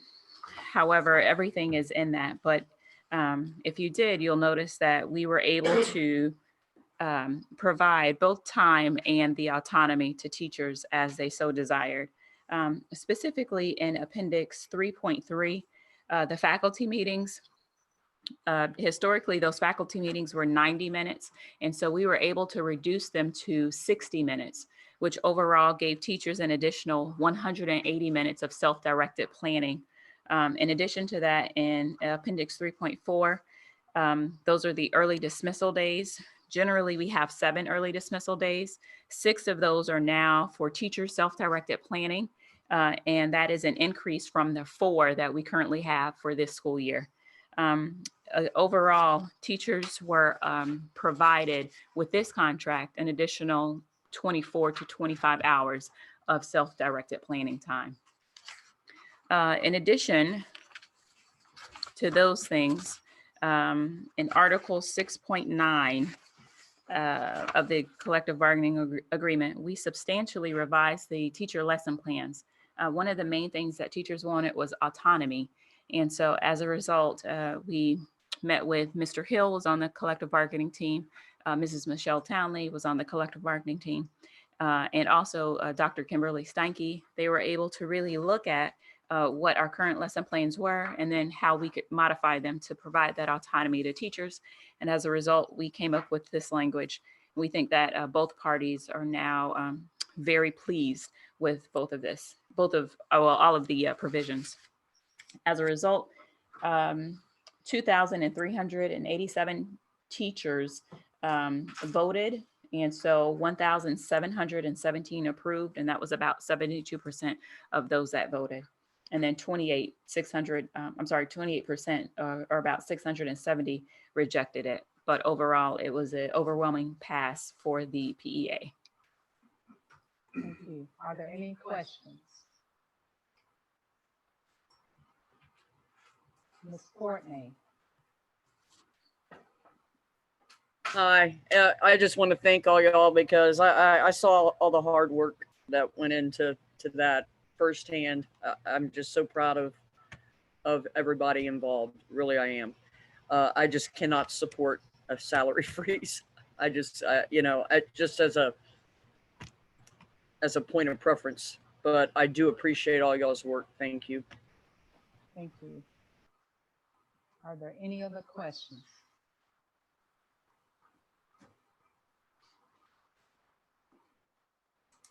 Okay. Our next item, the next item coming before you is regarding semi-monthly payroll selection. Mr. Perone is going to come forward. Ms. Porteous, are you tag teaming with him on this one? Mr. Perone, We're then. I'm on a social distance from this. exactly.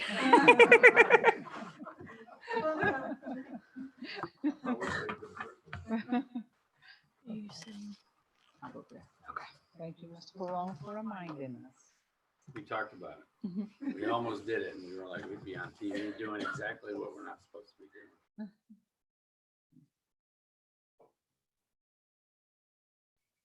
And while they're getting up, this is something that they've been working on probably over a year. And I think Ms. Perone will give you more of the information about it.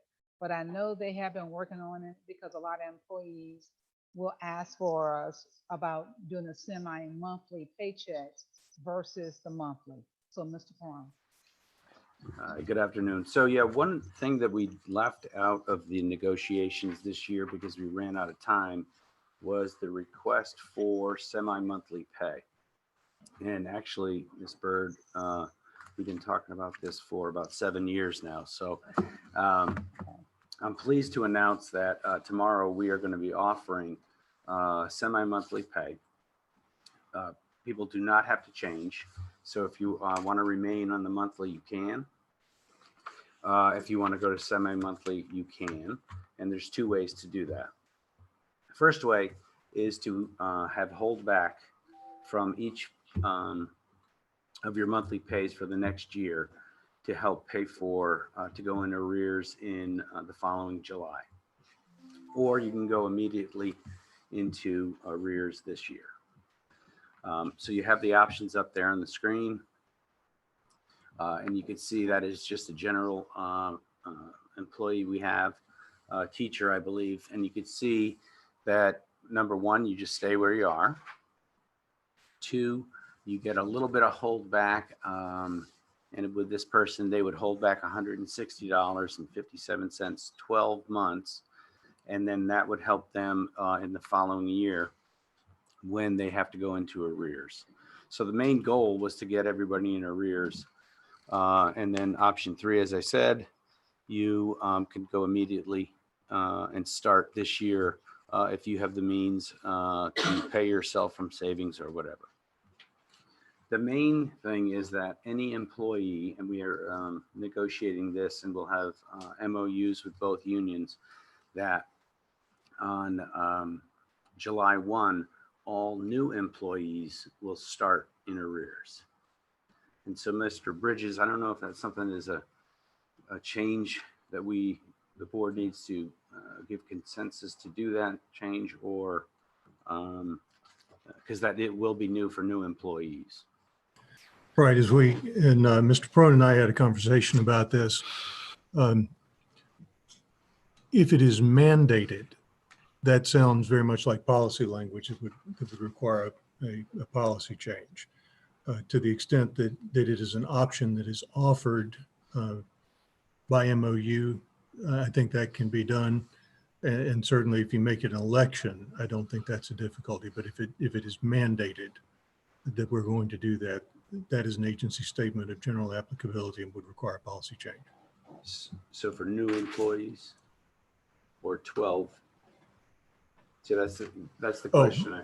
Yeah, I got you. Yeah, I think, well, I still think that is something that's going to require, it is a change. You know, we've always done it this way.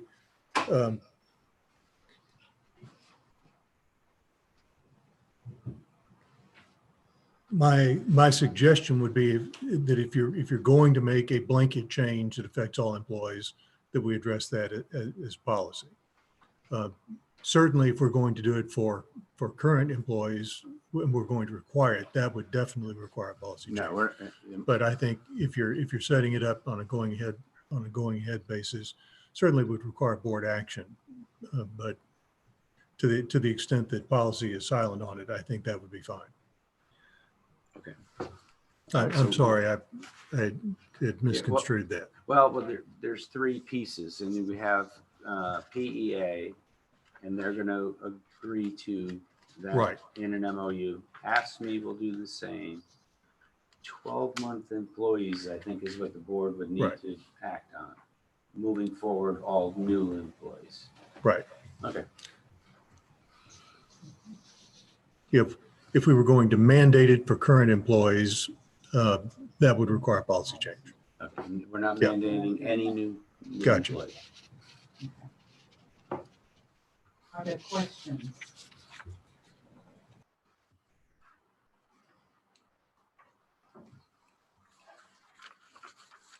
Ms. Reynolds? Yes, can you, okay, I was unmuted. Can you explain to me why there would be a month of, or a half month of missed pay for moving to the semi-monthly instead of the monthly? Sure. So we pay what's called positive pay right now. So if we hire somebody July 1st, on July 30th, they're getting paid from July 1st to July 30th. And we process payroll now 16th to 20th of the month. So we assume everybody's going to come to work from the 16th to the 30th, and we pay them. And so that causes problems because it's not in arrears. So we're trying to get to the point where we take people after they work, like most businesses do. So that is the intent, and that was the goal of mine anyway. I think it's a better way to go fiscally. And so we're going to try to get there through attrition. I don't know if that answered your question. So is that because we have to submit payroll so far in advance? Is that why we wouldn't be able to pay that month? Because I would think, you know, if you're submitting it on the, basically you're still getting paid a month later from what you worked. Is that? In currently? Right. You know, currently you're paid for the month you're paid in the month that you work. We positive pay. So we run into issues of overpayments because someone does not come in, they're sick, they quit, and then we've already, and don't get notification from the department or school, and a check is cut on the 30th and we can't get it back. And they're already gone and out the door. So if someone starts working with the district on July 1st, then they would receive their paycheck 2 weeks later on the 15th? No, this year, if someone is hired this July 1st, they will get their first paycheck on July 30th for the days July 1 through 15. Okay, so it will all be delayed once we switch to that. That's why, okay, that makes sense. Thank you. Thank you. Ms. Courtney? Yes, Mr. Peronio, I thank you all because I've heard this for 34 plus years. Thank you. You're welcome. Thank you, Ms. Courtney. Ms. Fields? I was basically going to reiterate what Ms. Courtney just said. I know that we've had this discussion for a long time, Mr. Perron, and I just have a couple of questions on how much added work will it be to have some staff that's doing monthly still and some staff is going to convert to the semi-monthly? And then how will this be rolled out? So we had those discussions in our subcommittee meeting that was represented by AFSCME, PEA, and district staff. It remains to be seen. We're going to look very closely at the workload on the payroll department and the HR department and see if we have to make any changes. But the programming has already been done and we're ready to roll on July 15th. On July 1 for this month. Thank you. Mr. Townsend? I was just going to add this is one to check off the list. Thanks. I like this. I just had a quick text with Ms. Yoakum was in the process of doing it with Mr. Milhorn as well, but Mrs. Yoakum is certainly pleased with this setup. Was obviously involved in it. The way I read it, you're giving people the option to do it immediately and just eat a couple of weeks where it's going to be bad, or deal it out over a year. So I mean, I think that's a pretty fair way to do it. And I think that is, I think it's pretty common for most businesses to pay in this way, where you work for your period of time and then you're paid eventually. Yeah, so I'm very supportive. Thank you for getting this done. Thank you. Ms. Cunningham? Thank you, Madam Superintendent. And I too want to say thank you to Mr. Perrone and staff for looking at this again. We've done it several times through the years because so many people have expressed that it would be so much easier if they could count on 2 paychecks a month versus 1 when things get tight, especially towards the end of the month. So I realize that people are at different journeys in their bill paying cycles, but I really think this is going to relieve a lot of issues moving forward. So thank you for allowing the different options so that people are able to think about it and get on board at with whichever way would work best for them and their family. So thanks so much to all of y'all for doing this. Appreciate it. Thank you, Madam Superintendent. Thank you. Thank you. Our next. I got the next one. Yeah, one more. Ms. Reynolds. Oh. Sorry, I just wanted to say thank you again to everyone as well. This is huge for all of our employees. I think it's something that we've been hearing for a long time, as most of my colleagues have said. I did have one question on they sent us a blown up version of the chart that they just showed earlier.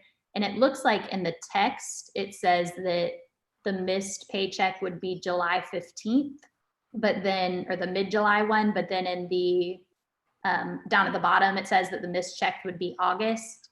Is that, which one of those is? Both. So it depends on if you're a 10, 11, or 12-month employee. So we put July or August.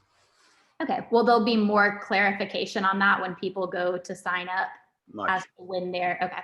I just want to make sure people know which one it is before they. Yeah, and we're doing Rachel's doing a press release tomorrow morning, and then we'll open up, they'll be able to go into the staff portal and you'll all be able to do the same and go make your election. It's very simple. You just log into staff portal and under payroll, it'll say payroll frequency option and you choose which one you want. Okay.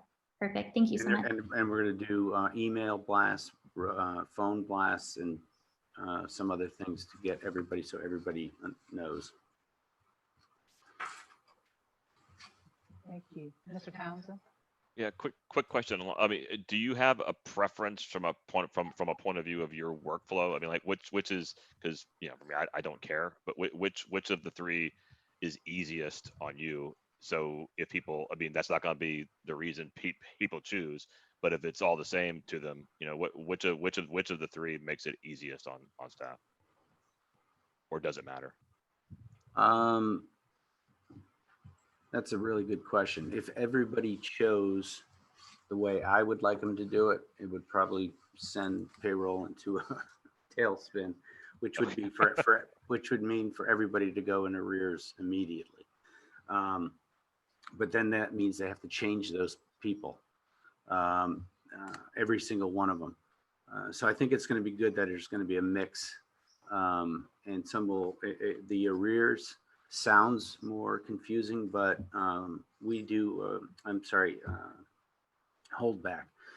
We do hold back for teachers and paras and 10-month all the time now because we pay them 12 times over the year. So they're used to the holdback and we know how to run that process. Thank you.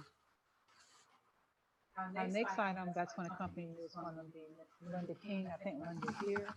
And she's going to give update as I believe last time they told you they're going to bring an update with the insurance and annual state filing. So Ms. Perona, are you social distancing? Yeah, I'm going to start and let Ms. King finish. Yes. Okay. Because the first part, I want to kind of give a history. You know, last year, go to slide 9 if you can. And I'm going to try to rush this along because I know we're running out of time before the board meeting. But last month, as per statute, you had to file the 11208. Thank you very much. Which you did at the board meeting, but because we had the workshop canceled, we could not do our presentation. So 2 years ago, I brought to your attention that our health plan was in major, had major problems. And we were, if you look up at the top of this chart, when we brought the numbers to you, we showed a $17 million, almost $18 million deficit in our health plan. And we came to you and told you that, and we said we had to make some major changes. And so we filed with the Office of Insurance Regulation, and we showed them over 5 years how we would get to a positive number. And that was by adding $60 a month to the plan. And so you look and you see that we go from negative 58 days in reserves to 18. So this past year was the first year we added the $60. We also made major changes to the plan. We went with moving from Florida Blue to the Alabama Blue Cross Blue Shield of Alabama, if you remember that. We changed our prescription plan. We did some copay changes. And then we had an excellent year in terms of high cost claims that we had issues in the past. So because of that year that we did so well, the projected 20 million that you see in 2020, well, first of all, 2019 was a $17 million deficit. Because of the changes, we only had a deficit of 4 million. So we picked up $13 million. And then in 2020, we were projecting 20 million in the hole. And if we go next year with 60 again, we're going to go 5 million to the good. So my point is, we just changed a 5-year plan, and now in 2 years, we'll be in the positive. So we wanted to bring that back because it's such good news. And we have budgeted so far right now 60 again to be added on the premium on the board side.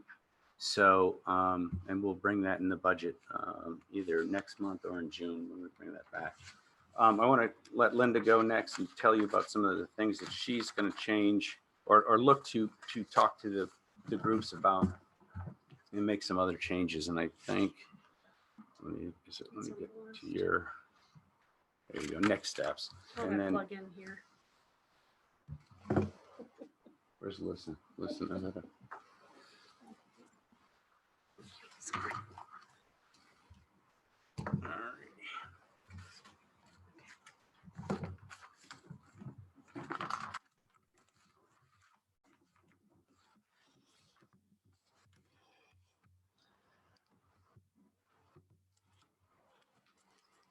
Thank you, Mike. Yes, it was very good news to see how well we've done this past year, really because of the hard work both the unions and staff did to make the change in benefits. And we had a formula, if you remember, there was some pain with that, going with Prime Therapeutics.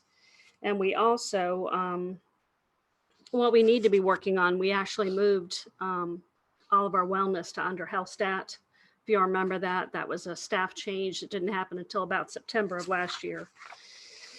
And what we're seeing with actually the change to wellness being under Headstart is we're seeing a lot of correlation now between the claims and the health coaching, which is actually very helpful. And unfortunately or fortunately with the pandemic, people have found more time to engage in wellness and have been more concerned about their health. So to be honest, it's kind of been a win-win from that perspective.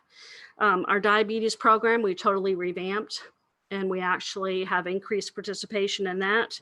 We now have over 500 members actively participating in that program, which really helps them manage their blood sugar and all of their health issues, and make sure that they're following all of the recommendations, which actually saves us over time as far as any kind of health claims are concerned. And that's still only about 29% of our active diabetics. We have over 1,800 diabetics in our health plan. So we're looking to increase that. And the other things we'll be looking towards, and I'll be working with the collaborative with both unions, is looking at health risk assessments, really getting our hands around and getting people engaged in their health and understanding what their health concerns are. And we also need to start addressing hypertension and heart disease and those sorts of things. So I'll be looking at rolling out some programs associated with that as well. So we only had one meeting of our wellness committee before everything started with COVID. So we've been a little busy with that, but we are looking forward to expanding that program and actually creating some incentives around participation, which will get people engaged in their health. And as Mike said, we're also working to finalize the dependent audit that you all remember that we authorized several months ago. Right now, I've got a 91% response rate, where we're getting pretty close to winding that down. It was supposed to have already been completed, but I'm allowing an extra month for folks to get a lot of it. We found their courthouses were shut down earlier, so they weren't able to get their records. So we're allowing some additional time for that. And we've had so far 54 dependents removed. So I'll be able to have a report when this is totally complete of how much money we have saved from that dependent audit. And as Mike said, the Office of Insurance Regulation readily accepted our letter this coming year for our health plan. So that was very exciting. So we're moving forward with getting some money in the bank, so to speak, for our plan, and getting it in a more sound condition. So I think, like Mike said, that's all good news, and it has to do with everybody's participation, both unions as well as the collaborative and all of the partnerships associated with that. So that was all I had. Any questions? Thank you very much. If I could call on Ms. Sarah. Yes, I know you mentioned that the dependency report had been delayed. Is there an updated timeline of that? I realize everything's kind of still up in the air, but how have we communicated with our staff as to what the new timeline is? Well, actually, we've been working with them one-on-one pretty much to resolve any issues. And we've kind of given through the end of May right now for things to kind of be wrapped up, and we think that'll be sufficient. Have we gotten any pushback on that, or is that seem? No, to be honest, no pushback, other than the folks that didn't want to be part of the program are still having the same feedback to us. They're not agreeing with the process that we're going through, but to be honest, everybody has been very forthcoming once they understood what was being requested and why. Perfect. Thank you.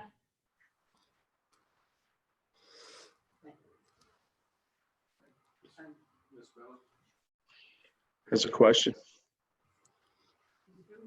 Ms. Miller has a question. I did. It's kind of along the line, Sarah Beth mentioned it.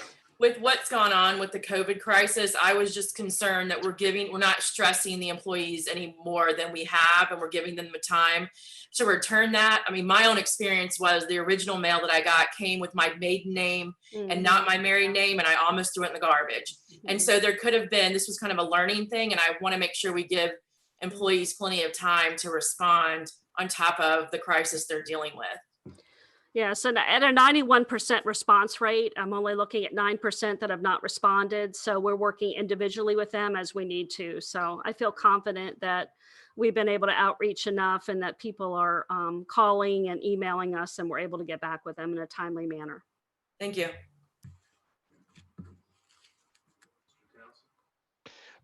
Well, sort of along those lines, and I want to be clear. I voted against the audit. I'm pleased that we seem to have gotten 54 people removed without being coercive about it. But I wanted to ask if we've got 9% left over, and I don't know exactly what kind of a number that would be. What I remember and what concerned me was there was a point at which there's like a judicial process or something like that where these percentage of people are going to get a letter that says you're going to lose your insurance or you're going to lose your, I don't know what exactly it's going to say.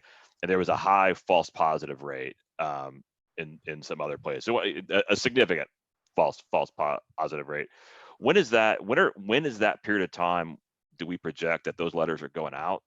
And what are we doing to try to, I mean, I know you say you're working individually with folks, but when can people expect to get that, respond or else kind of letter? It looks like it's going to be in June at this point. And as I said, we've been trying to communicate. We're already, quote, in the appeals phase, but I kind of did a soft extension with the vendor just because of COVID and the concerns with being able to access records. To be honest, a lot of records should have already been requested, but I know some folks wait till the last minute. So I wanted to make sure I allowed enough time if indeed the courthouses were closed. But to be honest, Mr. Townsend, if I get a request and it seems reasonable, it makes sense, then I'm happy to work with the employee on that.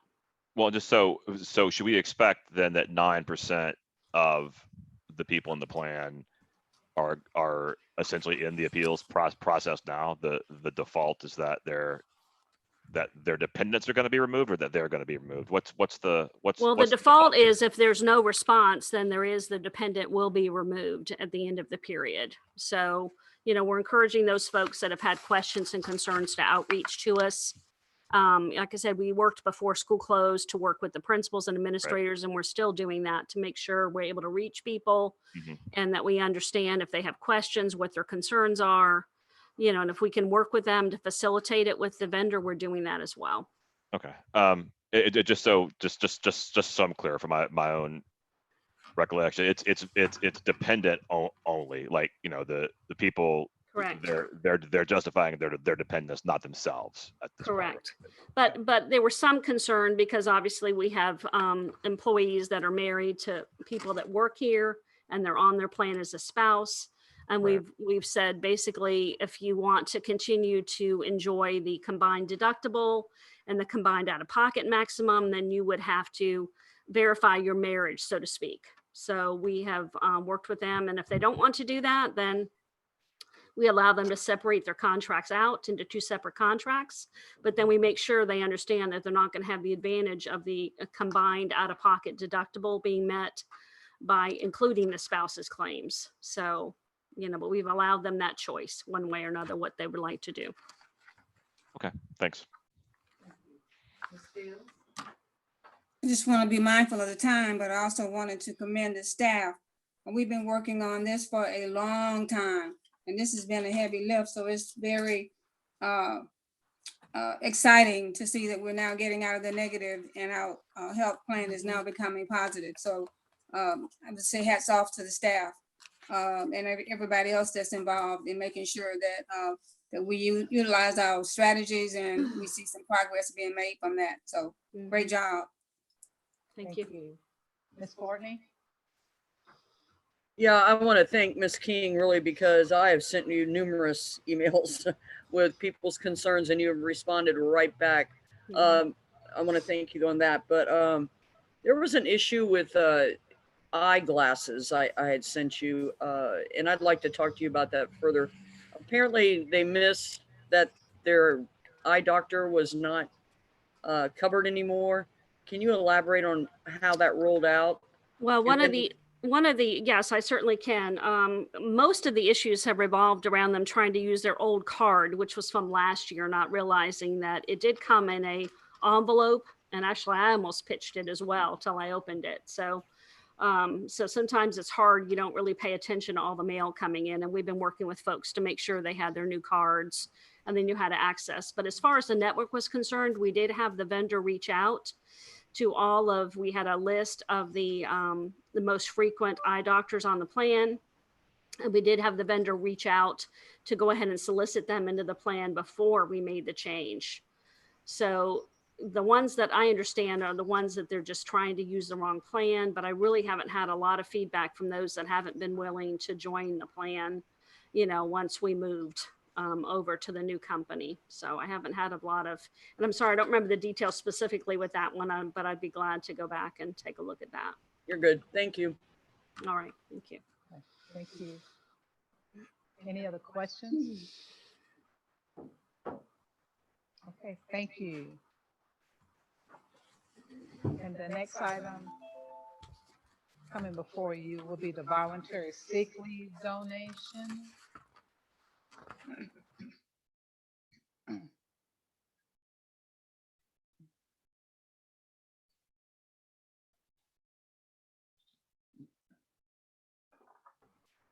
Okay. Thank you, Mrs. Bird. Yes, back in January of this year, it came to our knowledge, I guess, and there was a request from the board to look at leave donation from other employees and allowing that to be opened up to all employees within the district. As you all know, statutorily, you're already allowed to donate leave to family members, but there wasn't an ability, unless you adopted it by policy, to allow for donation amongst employees. So we did take a look at a couple of districts, and we actually met internally with several staff departments, including payroll, risk management, and we worked a lot with IT and SAP folks to come up with what we thought was an acceptable program. And that's what we have before you today, is just really to talk a little bit about the program. And then we'll be working with Mrs. Dodge to actually create a policy developed around that to bring forward to you next month. So what we've actually done is we've come up with some guidelines, and I think you all received a draft copy of the program to take a look at. But basically the idea is to allow them to donate time to actually receive donations, employees to donate to other employees who have a serious illness. This could be for themselves or spouse or minor child, dependent child, or legal guardian. And this is looking at somebody experiencing a major medical emergency, illness, accident, or injury, and they have exhausted all other sick leave available to them. So what we established as a guideline is that eligible employees can receive a maximum of 200 hours of donated sick leave. Now, I think that's 50 days, if I remember correctly, but that's what we had talked about that we thought would be an acceptable amount that the employees would be able to receive for one condition. The minimum number of hours that could be transferred is 4 hours per donor, and it has to be donated in increments of 1 full hour. And that's just an accounting within the payroll system. And hours transferred on this provision will be paid at the rate of pay of the recipient. And then a request for donation of hours is allowed 1 time per incident. What the employee would do is we'd have a form that they could actually fill out. They'd have to, first of all, anticipate that they need 15 days of leave. So the idea is I have no leave and I'm anticipating I'm going to need at least 2 weeks of leave. So no, I guess it's more than 2 weeks. Sorry, 15 days of leave. So that's 3 weeks. So what we would do is they would fill that out and they'd send it in. Now on there, they could elect if they want to reveal details about the condition, or they can just leave it blank and say it's not to be shared. They can also choose whether or not they just want it to go to their own school or cost center, or if they want the request to be made district-wide. So the employee would be the one giving us that direction. And we have worked, SAP's staff, Jason, is working, who also worked on the semi-monthly payroll. He's working with us to create a place in the staff portal where we would actually put that out there, and it would be out there for like 2 weeks. So we'd either release it on the 1st or we'd release it on the 16th. So it would be the one period would be the 1st to the 15th. And then if somebody submitted something in, like say on the 7th, they would go on the 16th. And we would put their information out there. At the same time, we'll do email blasts also as well. So people know to go log into the staff portal and check for that. Now, we did have a lot of discussion around the sick leave bank. As you know, we've had a sick leave bank here for a number of years. And the thought was that we should allow employees to access sick leave bank first, if they're eligible for that, realizing the sick leave bank is only for certain conditions and it's only for the employee. So there are times like if it's for the employee's dependent, obviously sick leave bank will not be an option. So that's what we had decided to do there.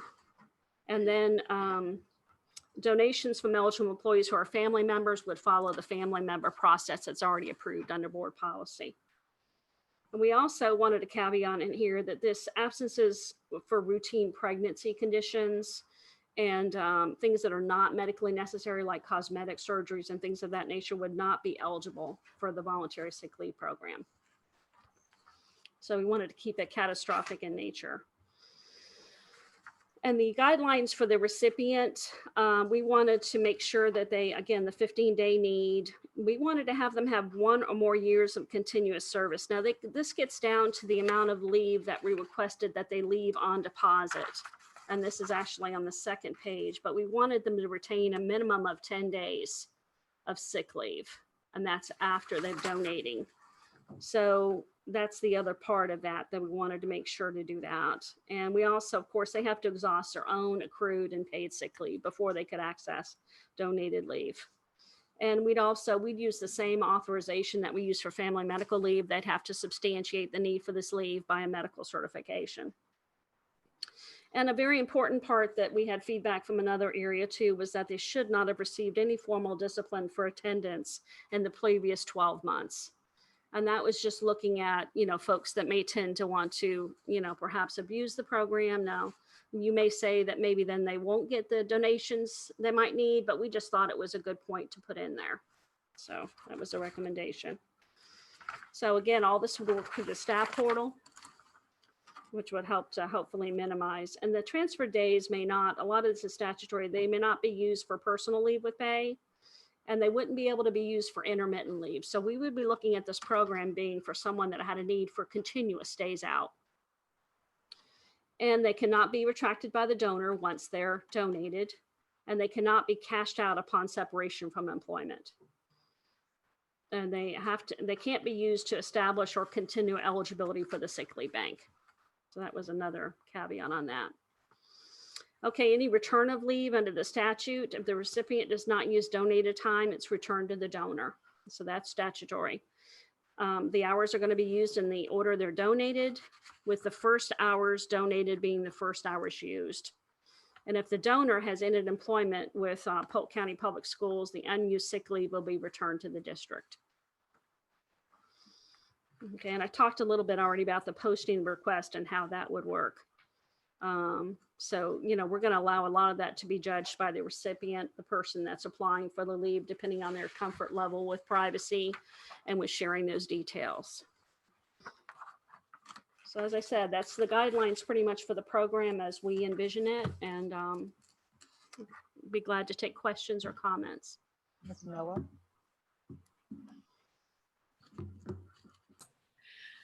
I'm trying to be cautious of our time. I feel like, we're going to run out, but the one thing is bereavement. Has bereavement been addressed and how that, or is that not, you're not able to use this part of that as asking for time off?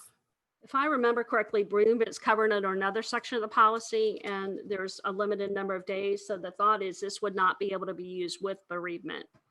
Okay. I mean, obviously, if you were looking at someone being out for a catastrophic illness for that person, say it was their child, and then the child passed away, the time that would be used, until they, to be honest, we haven't looked at the details, but if they passed away, the time while the dependent was still alive would be able to be used from the donations, and then bereavement would be covered after that. Thank you. Thank you. Ms. Cunningham? Thank you, Madam Chair. I just want to say that I know through the years, lots of employees have requested this. And I know you all have worked very hard and diligently, because a lot of times we fall on hard times with health issues, and to know that others can help is just so reassuring. So I just want to say thank you to you, the team, Mr. Perrone, and everyone involved for truly taking the time to analyze this, because as we move forward in our country, things are going to be happening and people are going to need assistance. And it's great to know that we've built something in to be able to help others. So thank you so much for making this opportunity available to us. And of course, our Madam Superintendent as well. Thank you. Thank you. Ms. Reynolds? I don't think I had my hand raised, but great work, team. I know this came from a long few months of trying to help some of our employees specifically. So thank you for finding a policy that'll work moving forward. Great, thank you. Thank you. Mr. Townsend? I apologize. I may have somehow, but on my agenda, there's no supporting documents for this. It says no supporting documents. Is there a presentation somewhere that I missed on this? I would or just some documentation of it. If not, I would like to see it. I'm not necessarily the world's best processor of of that kind of information that fast. This sounds good. Is this related somewhat to the issue we had a few months back? I mean, is it okay? Okay. Yeah, this is related back to January, to the employee that had, and I will say that those hours are not near what we put in the policy, or what we'll be recommending for policy and the procedure, just because I think those hours ended up being well over 500 hours. You know, we were concerned about continuity in the classroom and how you decide how long is enough time to miss versus, you know, bringing in a substitute and, you know, all those concerns. So that's why we left it at 200 hours. No, I appreciate the responsiveness to the issue. But if someone could forward that to me to look at, I would appreciate that, please. I'll be glad to do that. Any other questions? Okay, thank you. Thank you. And then you have the three information items, which are the normal ones. Are there any questions on those items? Madam Chair, I now yield the meeting over to you. Thank you so much, Madam Superintendent. Board members, let's go ahead and review our agenda items for this evening. In order to expedite this, I'm going to kind of go by groups. So at this point, I'd like to ask is that prior to me doing the board agenda? Oh, okay. Ms. Miller, did you have a question? Just had two things really quick. I'd sent earlier, but I didn't get them back. On the quarterly report from the superintendent, there were two things I just need a little bit of more information on. The charter buses, are those for multiple schools across the districts? And was temporary staffing due to one situation, or is that just for the entire quarter for multiple items? Ms. Miller, we'll get that right over to you. Okay.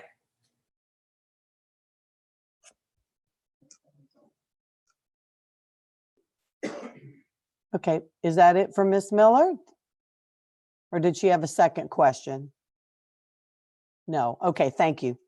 Okay, going back to the reviewing our agenda for this evening. Does anyone have any questions from items C1 through C9? Any questions C1 through C9? Mr. Townsend? A couple of things here. I want to pull C9 off of the consent just because it's a big number, and I think it probably deserves to be discussed. And I think I understand it, but I think that's probably one we need to pull. Additionally, this is sort of similar to the discussion, the very painful discussion we had last meeting But if you look at the recommendations for, and I'm sorry, I'm jumping ahead to C21, but I might as well just do it. Like it's Can you wait till we get there? I would Sure. really appreciate it so we can Okay, keep that's fine. moving. Okay, because Yeah. we're at time certain right now. Well, So also Yes, there's sir. a general thing about the meeting as a whole. We were going to cut off public comment at 4 o'clock, so apparently it cut off 28 minutes ago. I don't think that makes a lot of sense. I think that people should be able to comment on what they hear. I mean, that they typically do during meetings anyway. You know, sometimes they have set things they want to talk about. Sometimes they're reacting to what's gone on. So I would, if the board is amenable to that, to allow comment to keep coming in through the email channel. I mean, it's a pretty specific targeted channel. Does anyone object to that? Well, right now I'd like to go ahead and move forward with the review of the agenda and then we can discuss that. Okay. Yeah, Next, I'd like to take items C10 through C21. Mr. Townsend, go ahead. Pull C21. Specifically, I want to vote on the it's coming up now, but there's like 9 or 10 terminations that are all for the same reason. They're probation. What I'm going to do, similar to last time, is vote against them all. I'm not going to make everybody pull them out individually, but the way these things are an agenda item, I'm fine with letting the one on the left go, the administrative board agenda. I just want to vote on the separations dismissed during probation. I don't need to hold everybody up, but there's a specific case on this that I object to. And so, You want to just pull that case then? Give me the case. Make it Well, no. easier than having a, pardon? Well, C21. Yeah, you're wanting to pull the entire C21. right. Look, I mean, I don't expect anybody else to vote against it. I just want to, so I'll just vote against that slate. Is what Okay, my I see. You're going to vote against the slate. Okay. And Okay. I'll explain why. And you know, Okay. Yeah, that's fine. Okay. Yes. Okay. Anyone else? Who's next? Which one? Ms. Reynolds is next? I don't hear her. There we go. Go ahead, Ms. I Reynolds. don't think my hand is raised. I didn't have No? anything. Okay. All right, then Mr. Wilson? I'm going to go back to the minutes. I apologize, but there were 3 or 4 instances in the minutes where Mr. Wilson was referenced, and I think though that should have been Don Wilson. And in some of those cases, I think it's kind of important to differentiate. They've fixed that, Mr. They fixed Wilson? it? Okay. Apparently you've communicated that and they've gone ahead and fixed it. All right, thank you. Yes, sir. Thank you for bringing it up. Okay, where are we? So we finished with pulling C21. Next, are there any questions from C22 to R30? C22 through R30, Ms. Miller? Yeah, and I had sent Wes an email about R27. I just am wondering if it's what makes it different than our bylaws and our executive bylaws that already allow for that during emergency cases to give the superintendent the rights to make decisions. I know that's very important to do, but we already allow for that. So is this an addition to that? Why are we duplicating it?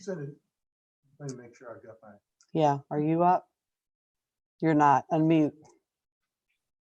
There you go. Almost.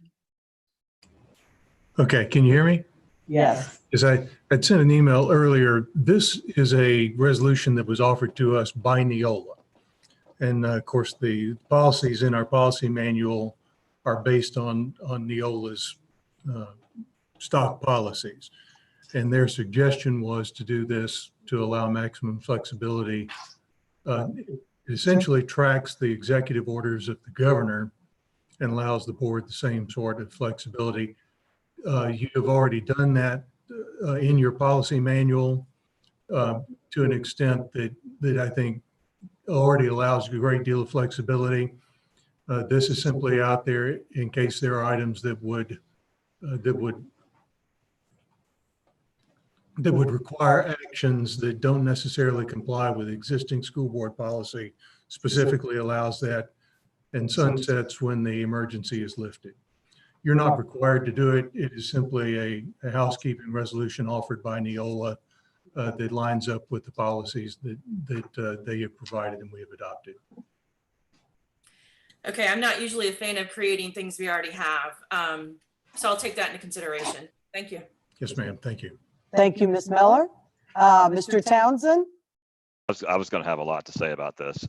If you read this, it's basically a complete abdication of the school board role. I will not vote for it unless section 4 is changed to have that be meeting updates. Doesn't have to necessarily be each week. It could be every two weeks.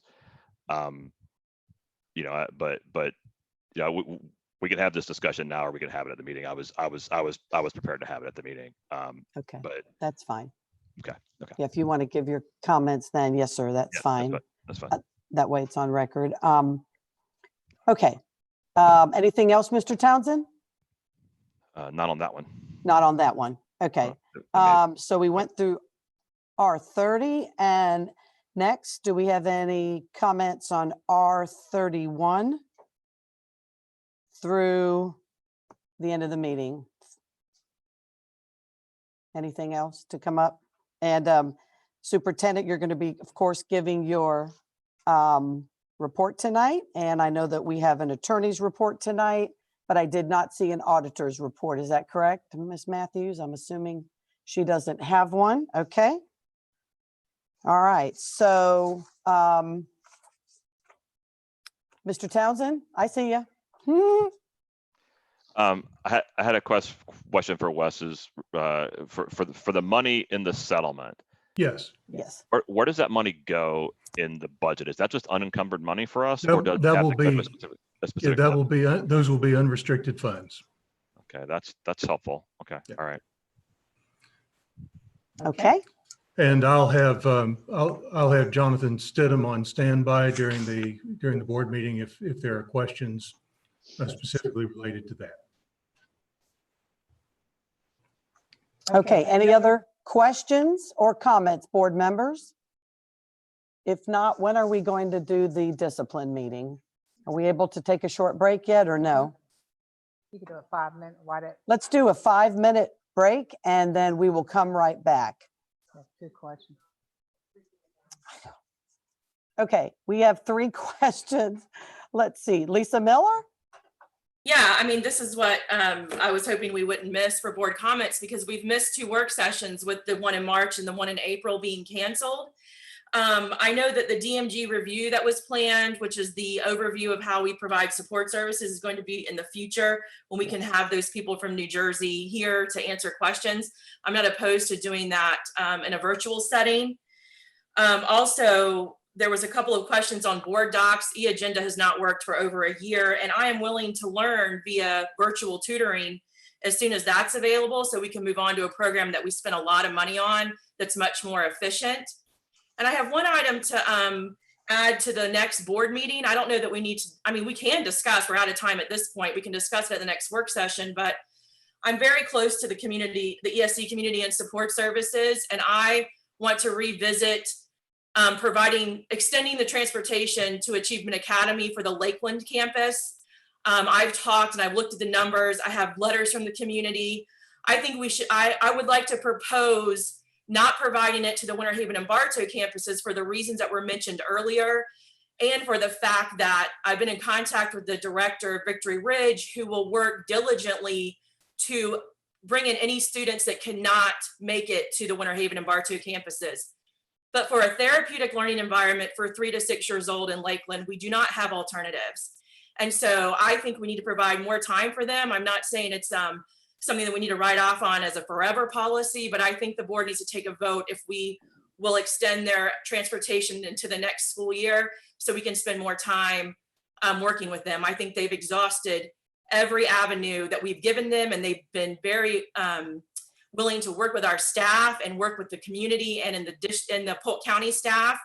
And they have just hit a roadblock. And I think we cannot leave those kids without that service. So can we add that to the next? I would like just to take the vote. We discussed it twice, so I'm not sure the protocol, Wes, but you can definitely chime in on that.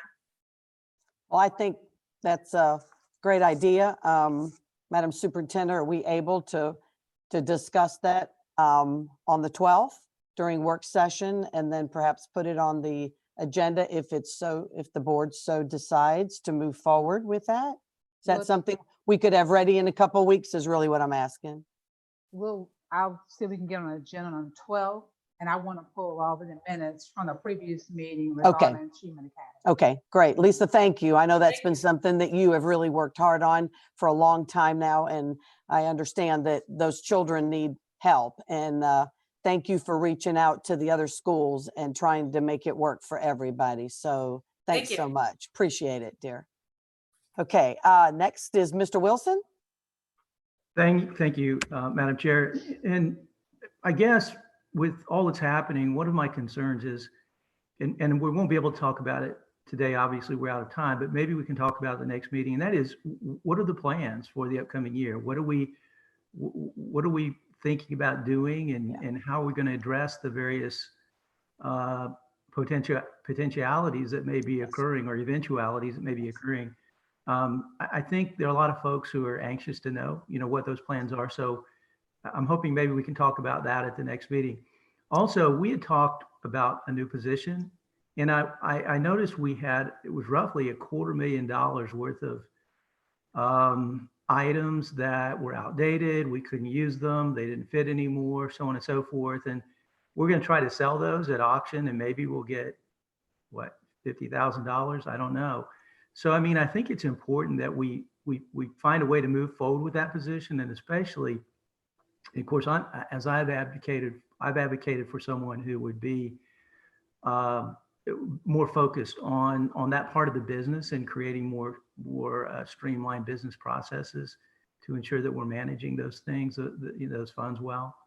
So just a couple comments, and so I think it would be helpful to everybody if maybe we could hear something about what the plans are moving forward.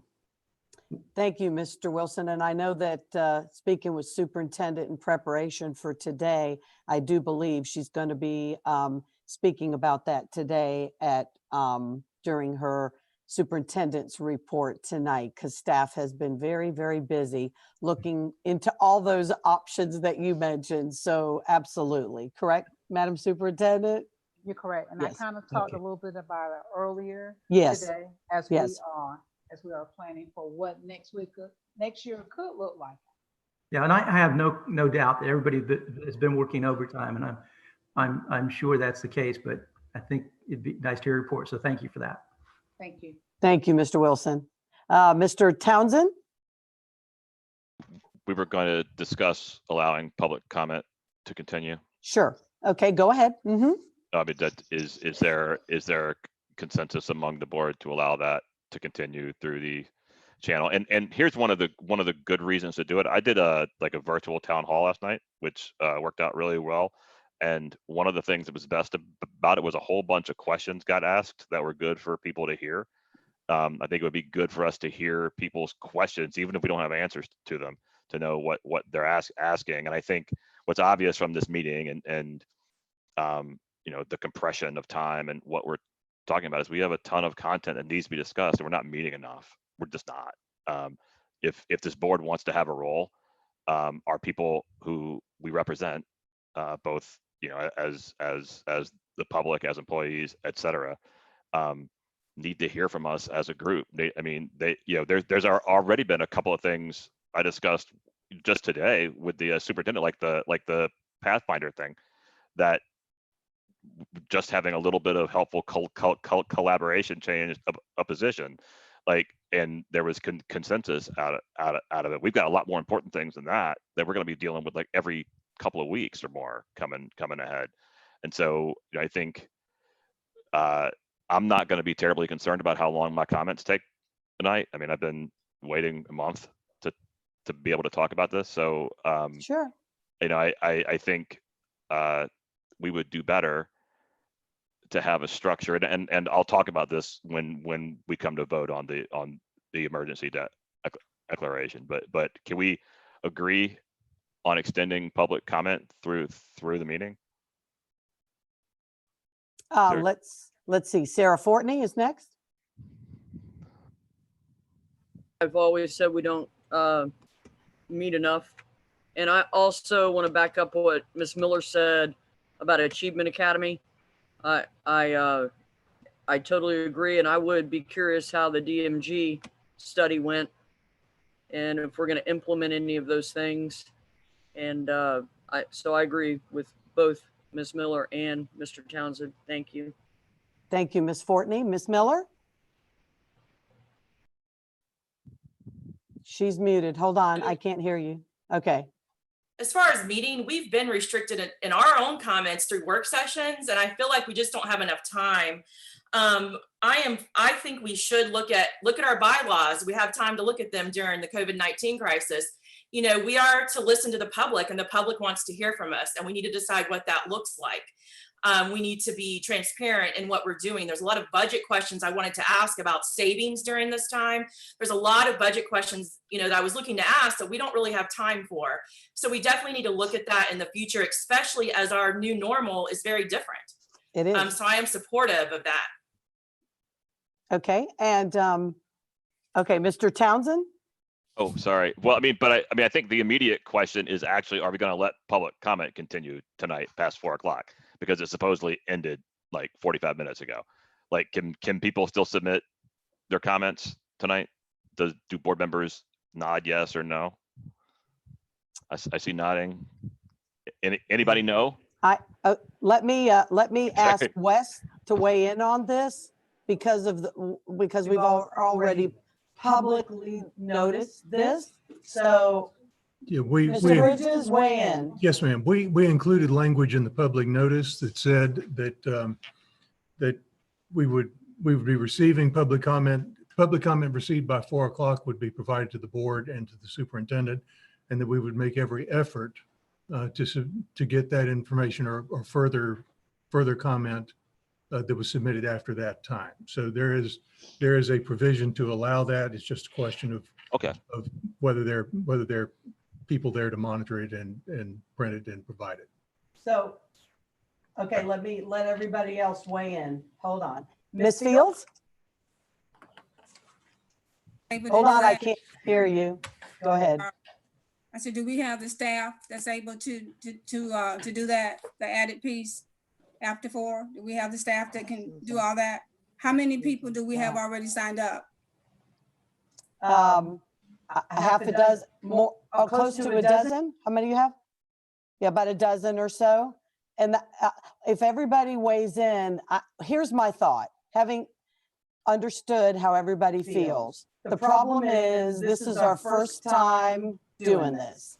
And Susan's been amazing. The reason you've been seeing me kind of looking off, we might need some extra people down here, is she keeps holding up signs so I know who's asked and who's what order. And she's been monitoring the emails and trying to stack them so that we can address them. Because keep in mind, we've got 4 different opportunities for people to speak tonight. One is going to be the proclamation. One is items on the agenda. Then we have the public hearing, and then we have comments. So my point is, I would like to ask if you would be patient for tonight and leave it the way it is for this meeting and let us evaluate going forward, because we've learned a lot, obviously, today. Some people have been on and off. We're trying to figure this meeting schedule out. So I would like to offer that, but I want others to have the opportunity to say how they feel. Okay, next, Ms. Reynolds.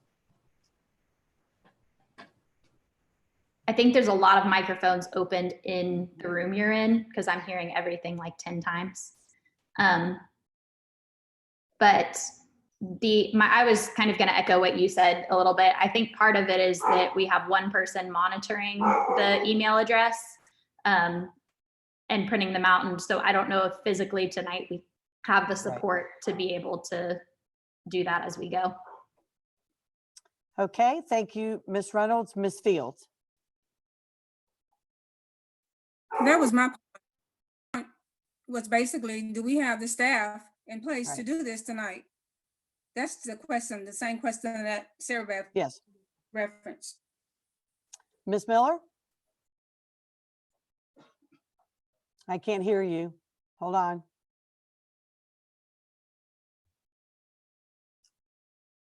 Can you get Ms. Miller on? She's muted. I just unmuted myself. Okay, good. I do respect the chair and your thought process with that. Maybe we should ask Susan directly, but I'm very cautious of limiting the public.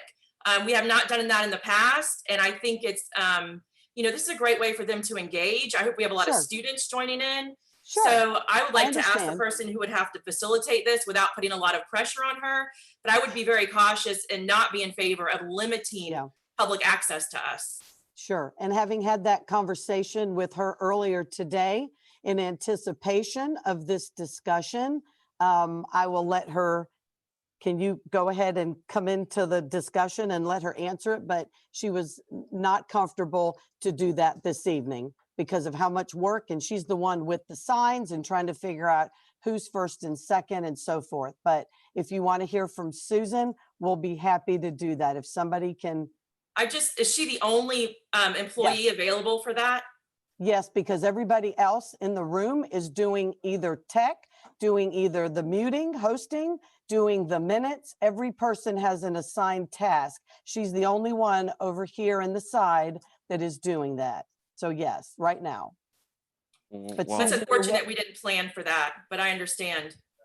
Again, we've never done this before. We're learning from this process. That's why I was asking if we could be patient and continue as is tonight, and then let us learn from what we've done today and this evening, and then we can look to discuss how to go forward in opening up the meeting. However, before I do that, I do need to ask Superintendent at this point to weigh in, because she has been working with other districts and wanted the opportunity to tell you about what others are doing and why they chose this particular time and why a 4 o'clock cutoff. Other districts that are meeting today had a yesterday at noon cutoff for information for the public comment. So, Madam Superintendent, would you be so kind to give us an update? And as we had our organization poll the other superintendents, how they were doing meetings, and I know the school attorneys were on. She's not as on. Well. Yes. Am I not on? No. No, you are. She is. Can you hear me? There you are. Okay. Okay. Our organization, the superintendent's organization, did poll all the districts how they were doing meetings, as well as the school attorneys on that. A lot of them were collecting them via email so that they can get it, the information, they can actually organize and have it written into the record. And Ms. Cunningham is right. Some districts require it the day before or noon on the day of. And we went to 4 o'clock to give the public that amount of time so that they could actually send in the email. And that's why we created a separate email address for the comments. Now, if someone emails today regarding any of the comments that are made this afternoon, we can bring those and read those at the next meeting. And thanks for whoever turned off some of the mics. Okay, Mr. Townsend? I see you have your hand up. Yeah. Right? Yeah, okay. I guess maybe this doesn't make a lot of sense to me. During the meeting, like there's going to be motions, right? You know, somebody will submit a motion and the public will have the opportunity to respond to one of those via, or to comment via email. Is that correct or not correct? Like on the motions themselves? No. Okay, so there's not going to be any public comment on the actual motions. No, there would not be as it's set up currently. No, So sir. that's all cut off at 4 o'clock. Yes, was cut off at 4 p.m. or prior. Yes. All right. Well, yes, sir. Couple of things. I mean, you've asked for patience. People have been patient for more than a month asking about this. You know, I certainly was. Well, maybe not that patient, but you know, I think we started this work session at 2:30 or 2. We usually start at noon. Susan generally takes the minutes, the entire work session, generally stays the entire night to do the minutes. You know, I guess I mean, I will happily volunteer to read the emails in place of her if we need someone who will actually read from the email site when it's done. Yeah, I just think the public has not had a chance to engage its elected school board in Polk County in a meaningful way since this began. And then we're going to make them wait again to react to what we've said till the next meeting. I think that's not good. I think that's precisely the kind of thing, you know, I don't really care what other districts do. I mean, I answer to the Polk County public that elected me. I take that role seriously, and I think it would make sense to allow them to have their comments read. And that's my position. So I guess we'll see where it goes from here. Thank you, Mr. Townsend. Ms. Fields? I think it's very inconsiderate of anybody to want to have Susan to say whether or not she can do what's expected of her. We've already heard from the chair basically saying that Susan can't take anything else beyond what she already has for today. Now, it's also been said that this is the first experience for us and we're learning. And we know next time we might need to start earlier and we will have to have additional staff. We know that. Now, I think we discussed this long enough. It's almost 5 o'clock. We can either do consensus to see if the board members are in agreement or in disagreement and move on. Thank you, Ms. Fields. Any other comments? What's the pleasure of the board? Because we need to wrap this up. I'm gonna have to, you know, I'm concerned about Susan, and she's been vocal about tonight. So I will support not having her try to manage all of that. But we knew ahead of time that this meeting should have started before 2 o'clock. And so we need to be very aware of that for the future. We can no longer run into our board meetings with comments. It doesn't give the board enough time. And now we're cutting time off from the public. Sure. Yes, so noted. Yes, I will definitely put us back on track come May 12th. I felt that the 2 o'clock was going to be difficult, but here we are. So thank you for your comments and your support, Ms. Miller. And I will assure you we'll be starting back at normal time on the May 12th work session. So thank you. Ms. Fortney? I agree with Ms. Miller, but I do see everybody's points. They're all valid. Thank you.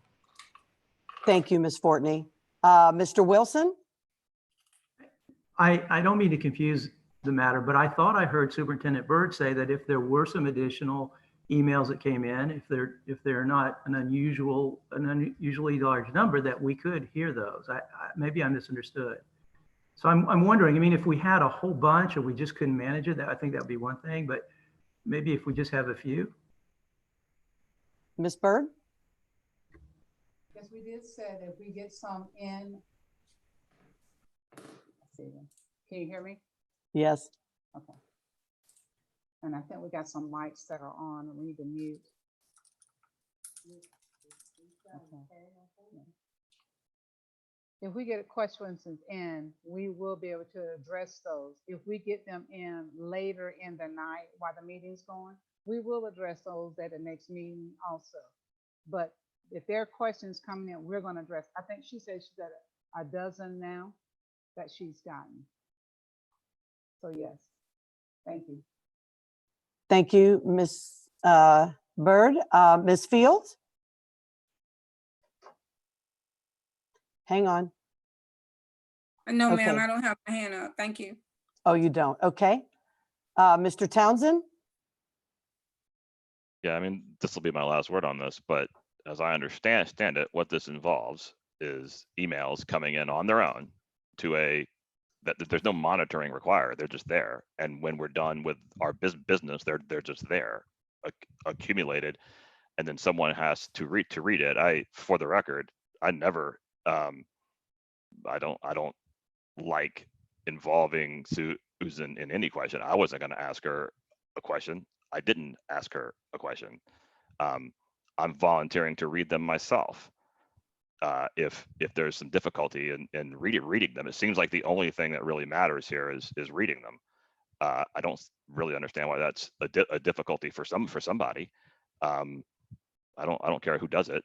I just wanted the public to be able to respond tonight, because by 2 weeks from now, or whenever the next meeting is, things are already going to be stale and dated. Events in this world today change very fast, and we're not keeping pace with them as an elected board. I think staff's doing fine. As a board, we're stuck in the barn, and we just don't have a role right now, and that seems to be by choice. And I just want to make that clear. And the public, that means the public doesn't get to speak through us or to us in any meaningful way, and that's why I would like to see that change tonight. But I think people seem to be against that. Thank you, Mr. Townsend. Ms. Miller? Is Mr. Hill available Yes. for this? Oh, he's here. I'm just trying to,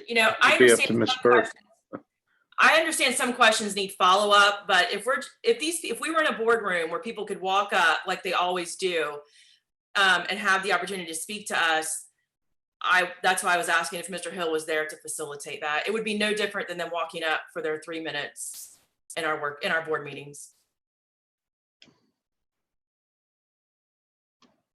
Well, quite frankly, what is the consensus then of the board? Let's start there. I just, Susan is overloaded with trying to do the name cards, because once we start getting into board meeting and have votes and things, she's going to have to help me to keep track of who first, who second, who motioned, blah, blah, blah.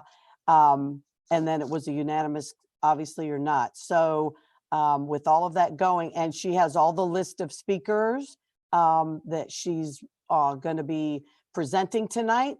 So I will be calling on her in each of those 4 areas where we have public comments. That's why, since we did send it out to the public explaining that for this meeting, we asked for comments and so forth by 4 p.m. to be emailed. I don't understand why tonight we can't follow through with that, learn from it, and then be set up for the May 12th. And I agree with you, Ms. Miller, that timeliness is important, but at the same time, we're going to be having to respond to each of these comments and or possibly requests that may come up this evening. I have not seen them and reviewed them.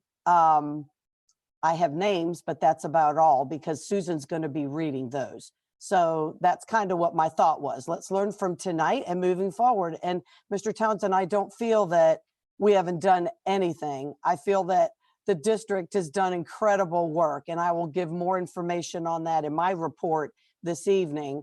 I understand some people preferred it meet more frequently, but once again, we adhered to what we were given as far as our regular meeting schedule. And yes, we did skip a work session on the 14th of April. I admit that. I did try to move the regular board meeting and everything to the 14th. I have emails and so forth between myself and staff to try to orchestrate that, because I thought having the month between was better than 6 weeks. I get that. And I was told that in order to prepare for today, for the information on the charter team to be able to do their review, I was also indicated that the boundary committee needed to meet, and all those things staff had in the pipeline, and they simply were not going to be ready for the 14th, as in to schedule a whole board meeting. So we were going to keep it to the 28th. So I just want everybody to know that. I did try to do that. It didn't work with staff timing and everything else going on. So I was like, oh, we'll leave it. But going forward, I want to continue on our schedule. And on May the 12th, I believe it is our next work session and board meeting. And we will go back to normal times and everything to be able to have adequate time for everybody to have comments and to discuss some of the items that Ms. Miller has brought up and so forth. So I'm just asking tonight, because we're all trying to figure this out, if I could have your, and again, I use the word patience, if I could have your consent to move forward as it is, and we'll be happy to change it up for the next meeting. I don't understand. It would be different if we said right now, oh no, you guys thought you were going to be able to speak and now you're not. That's not what we did. We communicated that, I think, to everyone what the plan was. And I'm just saying, with how we're spread out here, I wish I could take a picture, and maybe I will, and have Susan or somebody send it to you. We're just trying to figure out what's going on. And I think we've done okay. We still have a board meeting to go. So all I'm saying, if I would love to see consensus to continue the way it is and moving forward, I have no problem changing it for our next meeting. Okay, I have more hands up. Mr. Wilson? So there's a huge disconnect here. And I have no interest in seeing Ms. Worthington take on additional responsibilities. But what I'm hearing the superintendent say is that she's okay with taking additional requests from the public. And so I'm wondering if we can have one of her staff, maybe Mr. Hill, read those. Unless I'm misunderstanding, I think that's what I heard her say. Do you want to repeat what you said? I think there, hold on, let her explain. Okay.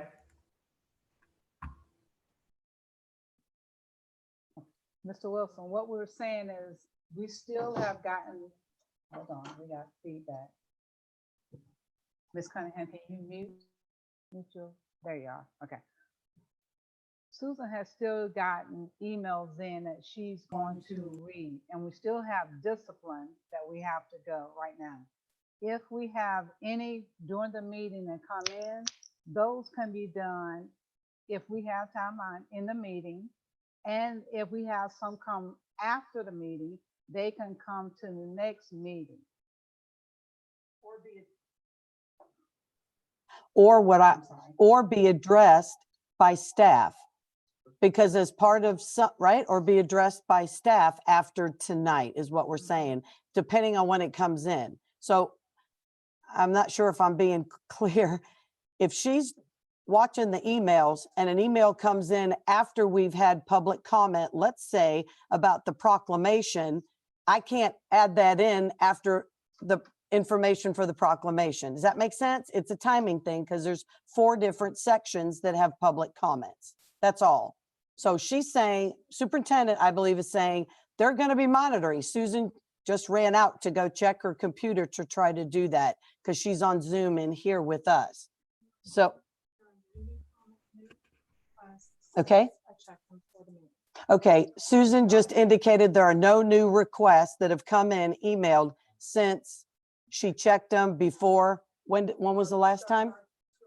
Before we started our 2 o'clock meeting. There's nothing new right now. So what's the pleasure of the board? We need to make a decision. How do y'all feel? Is there anybody have their hand up? You do, Ms. Miller? Yeah, can you confirm if Mr. Hill is available or other staff, if she's overwhelmed?